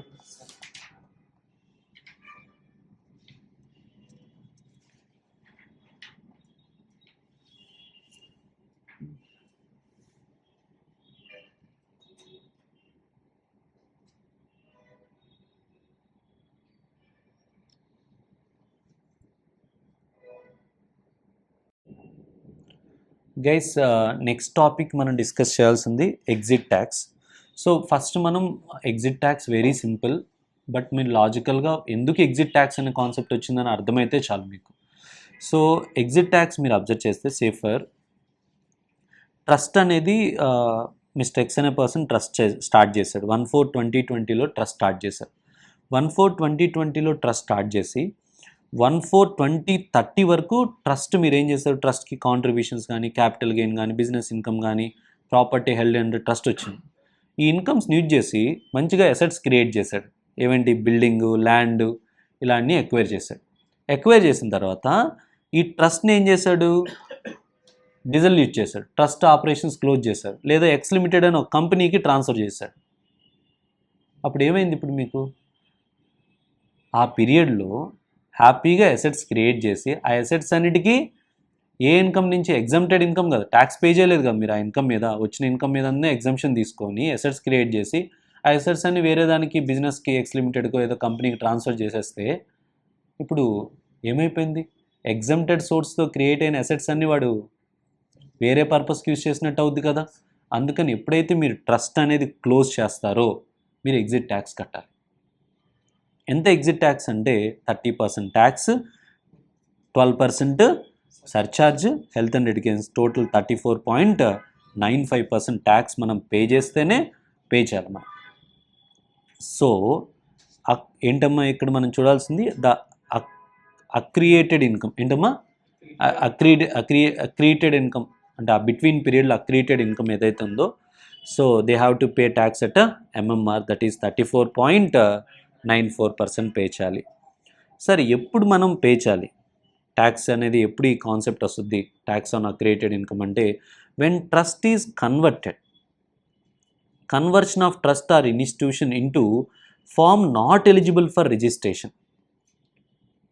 Conversion of the trust or institution into non eligible for registration or merger into an entity not having a similar objective. Merger of entity into not having a similar objective. Non-distribution of assets on dissolution to any trust or institution within 12 months from the end of the month in which dissolution take place. So, number 1, conversion of the trust into non-eligible form. Simple ga, conversion of trust into non-eligible form. Merger of the trust into an entity which have not similar objective. Trust dissolution అయినప్పుడు వేరే other ట్రస్ట్కి assets transfer చేయాలి, but with in 12 months అయిందా చేయలేదు. With in 12 months from the end of the month in which dissolution taken place. ఈ 3 events అప్పుడు మనకి exit tax అనేది apply అవుతుంది. ఇప్పుడు merger of entity into non other, okay, that's fine. ఇంకోటి ఏంటి, నాన్ డిస్ట్రిబ్యూషన్, ఓకే. ఇంకోటి ఏంటి కొత్తగా ఇప్పుడు చెప్పిన point, conversion of trust into non eligible form. Non eligible form ఏంటి, deemed conversion of entity non eligible form. ఎప్పుడు అది నాన్ ఎలిజిబుల్ ఫామ్ కింద ట్రీట్ చేస్తామంటే, number 1, registration granted is cancelled. First ఇప్పుడు ట్రస్ట్ రిజిస్ట్రేషన్ ఏం చేస్తారు, క్యాన్సిల్ చేస్తారు. And it has adopted undertaking modification of its objective which is not conformed to the condition of registration. మీరు ఏం చేస్తారు, modification, terms and conditions ఏం చేశారు, modify చేశారు. మాడిఫై చేసి అండ్ మాడిఫై చేసిన తర్వాత ఫ్రెష్ రిజిస్ట్రేషన్ తీసుకోవాలి కదా. Not applied for fresh registration, has applied fresh registration but rejected. Registration cancel చేశారు, ఆబ్జెక్టివ్ మాడిఫై చేశారు, ఫ్రెష్ రిజిస్ట్రేషన్ తీసుకున్నారు. Or failure to make application for re registration, renewal or final registration, వీటికి కూడా చేయించుకోలేదు. And మీరు ఏం చేయించుకోవాలి, రిజిస్ట్రేషన్ చేయించుకున్నా, renewal చేయించుకోవాలి, రీ రిజిస్ట్రేషన్ చేయించుకోవాలి, ఇవన్నీ ఉంటాయి కదా, అవన్నీ కూడా ఏం చేయించుకోవాలి. అప్పుడు you are converted into non eligible form అవుతుంది. ఓకే, ఫస్ట్ ఏంటి guys, conversion into non eligible form, merger into entity which not having a similar objective, and next non distribution of assets after dissolution with in 12 months from the end of the month in which dissolution take place. Non eligible form అంటే registration cancelled అవ్వడం, objectives change అయినాయి but fresh registration తీసుకోలేదు, apply చేసినా cancel చేశారు. Next case re registration తీసుకోకపోవడం, renewal చేయించుకోకపోవడం, అలాంటప్పుడు. ఓకేనా. Accredited income అంటే ఏంటి సార్ అంటే aggregate value of total assets minus total liabilities less చేస్తే మనకు అక్రిడిటెడ్ ఇన్కమ్ వస్తుంది. బట్ ఇప్పుడు fair market value of assets మనం తీసుకోవాలి కదా. ఇప్పుడు ఆ అసెట్ని సబ్సిక్వెంట్గా మనం సేల్ చేసాం అనుకో, when tax on accredited income is levied on fair market value, if subsequently transfer such asset the cost of acquisition shall be fair market value. అంటే fair market value మీద ట్యాక్స్ కట్టేసాం మనం, ఎగ్జిట్ ట్యాక్స్. సబ్సిక్వెంట్గా అసెట్ సేల్ చేసినప్పుడు capital gain calculate చేసేటప్పుడు cost ఏం తీసుకోవాలి, fair market value తీసుకోవాలి. Next, following assets and liabilities in respect of assets shall not be considered in accredited income. Accredited ఇన్కమ్లో మనం చెప్పే కాన్సెప్ట్ని మనం అసెట్స్ అండ్ లయబిలిటీస్లో తీసుకోకూడదు. నెంబర్ 1 ఏంటమ్మా, assets acquired out of agriculture income. Agriculture ఇన్కమ్తో మీరు అసెట్స్ ఏమన్నా కొని ఉంటే, ఎందుకంటే నార్మల్గా కూడా అగ్రికల్చర్ ఇన్కమ్ ఎగ్జామ్టెడే కదా, వాటితో ఏమన్నా అగ్రికల్చర్ ఇన్కమ్తో అసెట్ ఏమన్నా ఎక్వైర్ చేసినా, asset acquired by the trust from date of creation of the trust institution to from which registration are approval become effective. మీకు అర్థమవుతుందా, ట్రస్ట్ స్టార్ట్ చేశారు ఎప్పుడు 1/4/2020లో ట్రస్ట్ స్టార్ట్ చేశారు, కానీ మీరు ఎలిజిబుల్ ఫర్ ఎగ్జామ్షన్ 2021 నుంచి వచ్చింది ఎగ్జామ్షన్. అంటే అంతకు ముందు అసెట్స్ కొని ఉంటారు ఆ పీరియడ్లో, ఈ పీరియడ్లో కొన్న వాటికి మీరు ఎగ్జామ్షన్ తీసుకుంటారు కదా, ఆ పీరియడ్లో కొన్న అసెట్స్ కూడా. అంటే before, after commencement of the trust, before getting exemption. Next, assets transferred on dissolution to the other trust with in 12 months. Dissolution తర్వాత విత్ ఇన్ 12 monthsలో కూడా ట్రాన్స్ఫర్ చేస్తుంటారు కదా అసెట్స్, వాటిని కూడా మీరు ఈ అక్రిడిటెడ్ ఇన్కమ్ క్యాలిక్యులేట్ చేసేటప్పుడు ఈ 3 అసెట్ ఎక్వైర్డ్ అగ్రికల్చర్ ఇన్కమ్ కానీ out of agriculture income, asset acquired after commencement before claiming exemption, next assets distributed with in 12 months, ఈ 3 అసెట్స్ని మనం అక్రిడిటెడ్ ఇన్కమ్ క్యాలిక్యులేషన్లో తీసుకోకూడదు. ఈ అక్రిడిటెడ్ ఇన్కమ్ క్యాలిక్యులేట్ చేసేటప్పుడు వాల్యుయేషన్ ఒక స్పెసిఫిక్ డేట్ రోజు ఉన్న వాల్యుయేషన్ రోజు తీసుకోవాలి. ఏంటమ్మా, స్పెసిఫిక్ డేట్ ఉన్న వాల్యూ తీసుకోవాలి. స్పెసిఫిక్ డేట్ అంటే ఏంటి సార్ అంటే conversion into non eligible form అనుకోండి, రిజిస్ట్రేషన్ క్యాన్సిల్ చేసాం అనుకో, date of cancellation, objectives modify చేస్తే date of modification of objective is a specific, failure to make first registration అయితే last date for making application, non eligible form. Merger, వేరే దాంతో merger అవుతుంటే date of merger, failure to make distribute with in 12 months అనుకోండి, last date of dissolution. ఈ డేట్స్లో మీరు valuation చేయాలి. Exit tax అనేది మనం పే చేయాలి, in addition to income tax మనం పే చేయాలి గైస్. ఎగ్జిట్ ట్యాక్స్ అనేది income tax, trust income tax pay చేసినా చేయకపోయినా ఎగ్జిట్ ట్యాక్స్ మటు కంపల్సరీగా పే చేయాలి. Exit tax is not apply in case of merger. ఎప్పుడు మెర్జర్ జరిగినప్పుడు ఎగ్జిట్ ట్యాక్స్ అప్లై కాదు అంటే other trust or institution was similar objective, other trust or institution registered under section 12A and 12EB, and that said merger fulfill such other conditions as may be prescribed. Similar objective ఉన్న ట్రస్ట్తో మీరు merge అయితే మటుకు మీకు problem లేదు, exit tax pay చేయాల్సిన అవసరం లేదు. Sir exit tax ఎప్పుడులో కల్లా పే చేయాలి, మీరు విత్ ఇన్ 14 daysలో కల్లా మీరు ఎగ్జిట్ ట్యాక్స్ అనేది పే చేయాలి. 14 days.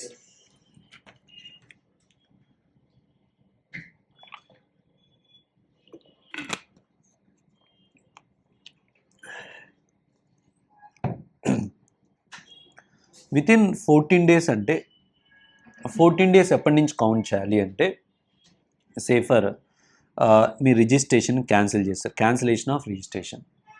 యూజువల్గా రిజిస్ట్రేషన్ క్యాన్సిల్ చేసినప్పుడు మనకి ఇన్కమ్ ట్యాక్స్ అప్లై ట్రిబ్యునల్కి వెళ్తాం. ఎక్కడికి వెళ్తాం మనం?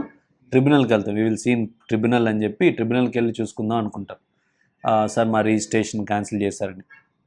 అండ్ ట్రిబ్యునల్కి వెళ్ళాము కానీ ట్రిబ్యునల్లో మనం విన్ అవ్వలేదు, ఏదైతే కమిషనర్ తీసుకున్న డెసిషన్ కరెక్ట్ అని తేలింది అనుకోండి, అప్పుడు okay 14 days from the date on which the period for filing of appeal to tribunal against the order of cancellation of registration and no appeal has been filed.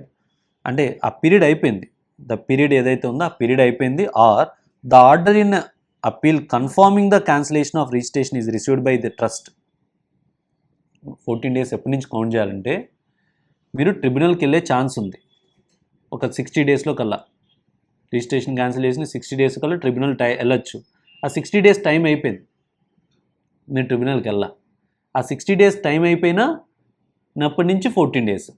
Are మీరు ట్రిబ్యునల్కి వెళ్ళారు కానీ case అక్కడ ఓడిపోయారు, tribunal confirm చేస్తుంది నీ registration cancel చేయాలని చెప్పి. ఎప్పుడైతే మీరు confirming the cancellation of registration నీకు ఆర్డర్ ఎప్పుడైతే ట్రస్ట్కి వస్తుందో అప్పటి నుంచి 14 days. నెక్స్ట్ మీరు ఎయిదర్ మోడిఫికేషన్ ఆఫ్ ఆబ్జెక్టివ్ చేశారు కానీ ఫ్రెష్ రిజిస్ట్రేషన్కి అప్లికేషన్ పెట్టలేదు, ఫెయిల్యూర్ టు మేక్ రెన్యువల్ కానీ రీ రిజిస్ట్రేషన్ చేసుకోకపోతే 14 days from the end of the previous ఇయర్లో కల్లా ట్యాక్స్ మీరు పే చేయాలి. Modifications of the objective and applied for registration but rejected. మీరు మోడిఫై చేశారు టర్మ్స్ అండ్ అప్లై చేశారు రీ రిజిస్ట్రేషన్కి కానీ వాళ్ళు రిజెక్ట్ చేశారు. రిజెక్ట్ చేయగానే 14 days అన్నప్పుడు పైన చెప్పిన టైం లిమిటే కవర్ అవుతుంది అనమాట. 14 days అప్పటి నుంచి ఫైలింగ్ ఫర్ ట్రిబ్యునల్ అప్పీల్కి టైం లిమిట్ అయిపోవడం ఆర్ ఆర్డర్ రిసీవ్ చేసుకున్న 14 days కల్లా. Merger with the other entity అనుకోండి, 14 days from the other date of merger. So 12 monthsలో కల్లా మీరు డిజల్యూషన్ అయినా 12 monthsలో కల్లా డిస్ట్రిబ్యూట్ చేయలేదనుకో 14 days from the date on which period of 12 months is expire. 12 months expire అయినా 14 daysలో కల్లా మీరు ట్యాక్స్ పే చేయాలి. పే చేయకపోతే మీరు ఏం పే చేయాలి? ఇంట్రెస్ట్ పే చేయాలి. ఎంత interest? 1% per part of the month. ఎప్పటి నుంచి? 15 days నుంచి, 15th day నుంచి. ఒకవేళ tax not paid then principal officer, trustee and trust institute shall be treated as SSC in default. So ఇప్పుడు ట్రస్ట్ అనేది డిజల్యూట్ అయింది. డిజల్యూషన్ అయిపోయిన తర్వాత అసెట్స్ అనేది మనం డిస్ట్రిబ్యూట్ చేసాం, చారిటబుల్ ట్రస్ట్కి డిస్ట్రిబ్యూట్ చేసాం. The recipient of assets shall not be treated as SSC in default. Treated as SSC అంటే ఇప్పుడు ట్రస్ట్ అనేది ఎగ్జిట్ ట్యాక్స్ కట్టకుండానే నీకు ఏదైనా అసెట్ సేల్ చేసింది అనుకోండి, బయ్యర్ కూడా ఎస్ఎస్సి ఇన్ డిఫాల్ట్ అవుతారు. And recipients liability shall be limited to the extent to which the asset received by him is capable of meeting the liability. Recipient ఎంతవరకు liable అంటే ఆ particular asset వరకే liability, అంతేగాని entire trust మీద మొత్తం మీద recipient కట్టమని ట్యాక్స్ కట్టలేడు కదా. ఎస్. నెక్స్ట్ మనం ఇప్పుడు ఏం చేయాలి? ఎగ్జిట్ ట్యాక్స్ అంటే అసెట్స్ వాల్యూ ఫైండ్ అవుట్ చేయాలి కదా మనం. ఇప్పుడు ట్రస్ట్ ఉంది అనుకోండి గైస్, ఇది ట్రస్ట్ అనుకో. ట్రస్ట్లో ఏముండొచ్చు? లిస్టెడ్ షేర్స్ ఉండొచ్చు. లిస్టెడ్ షేర్స్ ఉంటే ఏం తీసుకుంటాం మనం? High price, low price divided by 2 average price తీసుకుంటాం లిస్టెడ్ షేర్స్ అయితే. అండ్ అసెట్ సైడ్ ఏముంటుంది? టీడీఎస్, టీసీఎస్ అడ్వాన్స్ ట్యాక్స్ ఉంటే అవి అసెట్స్ కింద తీసుకోకూడదు. వీటిని తీసుకోకూడదు, టీడీఎస్, టీసీఎస్ అడ్వాన్స్ ట్యాక్స్ని తీసుకోకూడదు. బట్ ఇన్కమ్ ట్యాక్స్ రిఫండ్ ఉంటే తీసుకోండి అసెట్స్ కింద. ఏం తీసుకోండి? Income tax refund asset side కింద తీసుకోండి, కానీ టీడీఎస్, టీసీఎస్ అడ్వాన్స్ ట్యాక్స్ని అసెట్స్ కింద తీసుకోవద్దు. అన్లిస్టెడ్ ఈక్విటీ షేర్స్ ఏమన్నా ఉన్నాయనుకోండి, లిస్టెడ్ ఈక్విటీ షేర్స్ కాకుండా ఏమున్నాయనుకోండి, అన్లిస్టెడ్ ఈక్విటీ షేర్స్ ఏమన్నా ఉన్నాయనుకో, అంటే ట్రస్ట్కి ఏమున్నాయి? అన్లిస్టెడ్ షేర్స్ ఉన్నాయనుకోండి, అప్పుడు ఏం చేయాలంటే ట్రస్ట్ అనేది ఎక్కడ ఉన్న ట్రస్ట్కి ఎక్స్ లిమిటెడ్లో అన్లిస్టెడ్ షేర్స్ ఉన్నాయంటే ఇప్పుడు అగైన్ మీరు ఏం చేయాలంటే ఎక్స్ లిమిటెడ్కి ఇంట్రెన్సిక్ వాల్యూ ఫైండ్ అవుట్ చేయాలి. ఎక్స్ లిమిటెడ్కి ఇంట్రెన్సిక్ వాల్యూ ఎలా? మన అసెట్స్ ఉంటాయి, లయబిలిటీస్ ఉంటాయి. అసెట్స్ మైనస్ లయబిలిటీస్ లెస్ చేస్తే net assets divide by number of shares చేస్తే ఇంట్రెన్సిక్ వాల్యూ, దాన్ని బట్టి ఇలా అన్లిస్టెడ్ షేర్స్ వాల్యూ చేయాలి. ఓకే, చూద్దామా గైస్? ఇప్పుడు 1 by 1 చూడండి. అసెట్ సైడ్ ఏం తీసుకోవాలి అంటే పార్ట్ ఏ అసెట్స్ చూస్తే aggregate fair market value of total assets of the trust institution in the balance sheet as on the date aggregate fair market value of the assets తీసుకోండి. But ఏం తీసుకోకూడదు, income tax paid TDS TCS కానీ అన్అమార్టైజ్డ్ expenditure కానీ తీసుకోవద్దు. But ఏం తీసుకోవచ్చు మీరు, income ట్యాక్స్ని అసెట్స్లో తీసుకోవచ్చు, ఇన్కమ్ ట్యాక్స్ రిఫండ్ని అసెట్స్లో తీసుకోవచ్చు. Next sir fair market value of assets తీసుకోవాలి కదా. Fair market value of assets ఎలా వస్తుంది సార్ మనకి, కోటెడ్ షేర్స్ అనుకో, కోటెడ్ షేర్స్ అనుకో, యావరేజ్ ప్రైస్ ఓపెనింగ్ అండ్ అంటే లోయర్ హై ప్రైస్ తీసుకొని on valuation date on recognized stock ex. If no trading on valuation date then average of the last trading session rate తీసుకోండి. Okay, quoted shares అయితే. Unquoted shares అయితే ఇప్పుడు మనం చూసాం కదా, uncoated shares ex లిమిటెడ్లో unquoted shares అయితే A plus B minus L divided by P into PV.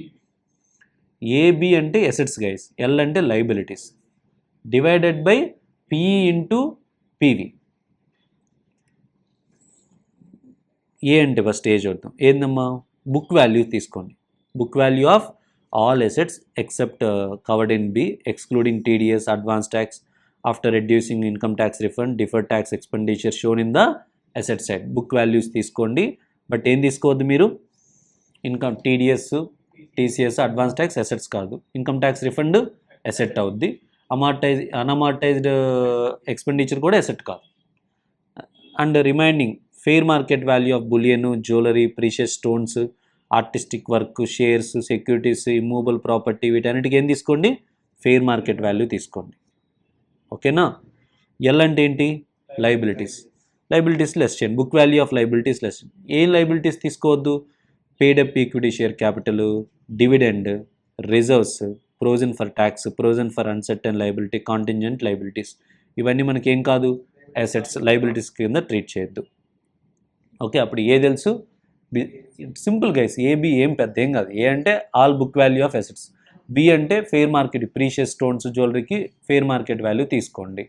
AB చేసిన తర్వాత లైబిలిటీస్ లెస్ చేయండి. బట్ ఈ షేర్ హోల్డర్ ఫండ్స్ అంతే కదా, షేర్ హోల్డర్ ఫండ్స్ కాంటింజెంట్ అన ప్రొవిజన్స్ లైబిలిటీస్ కాదు, అవి తీసేసి ఎల్ వస్తుంది. అప్పుడు దాని నుంచి పిఈ ఏంటమ్మా, పిఈ అంటే total amount of the paid-up equity share, total paid-up equity share capital తీసుకొని ఇంటూ పివి అంటే paid-up share equity share paid-up value of such equity shares.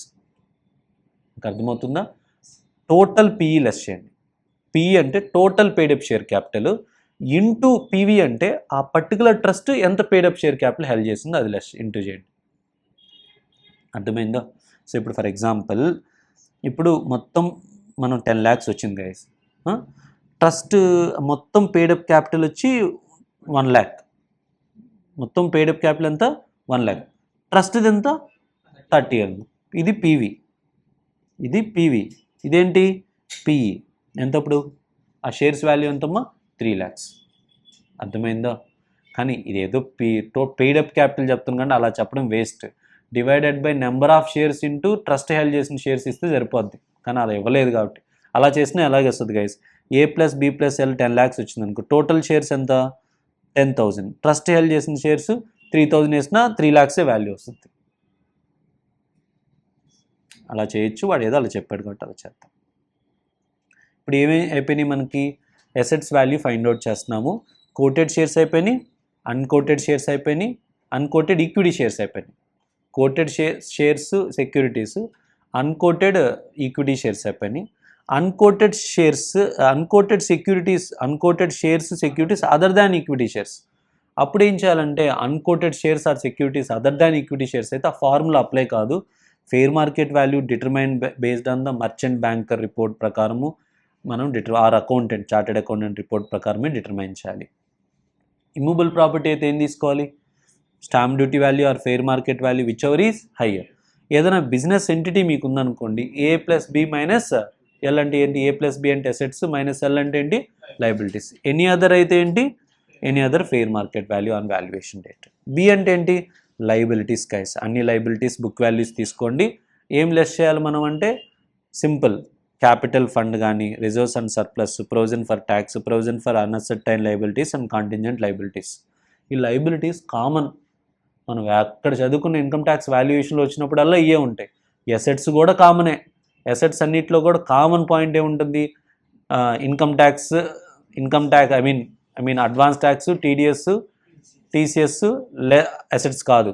But income tax refund asset common. Unamortized deferred expenditure కూడా asset కాదు. Common points ఇవన్నీ కూడా.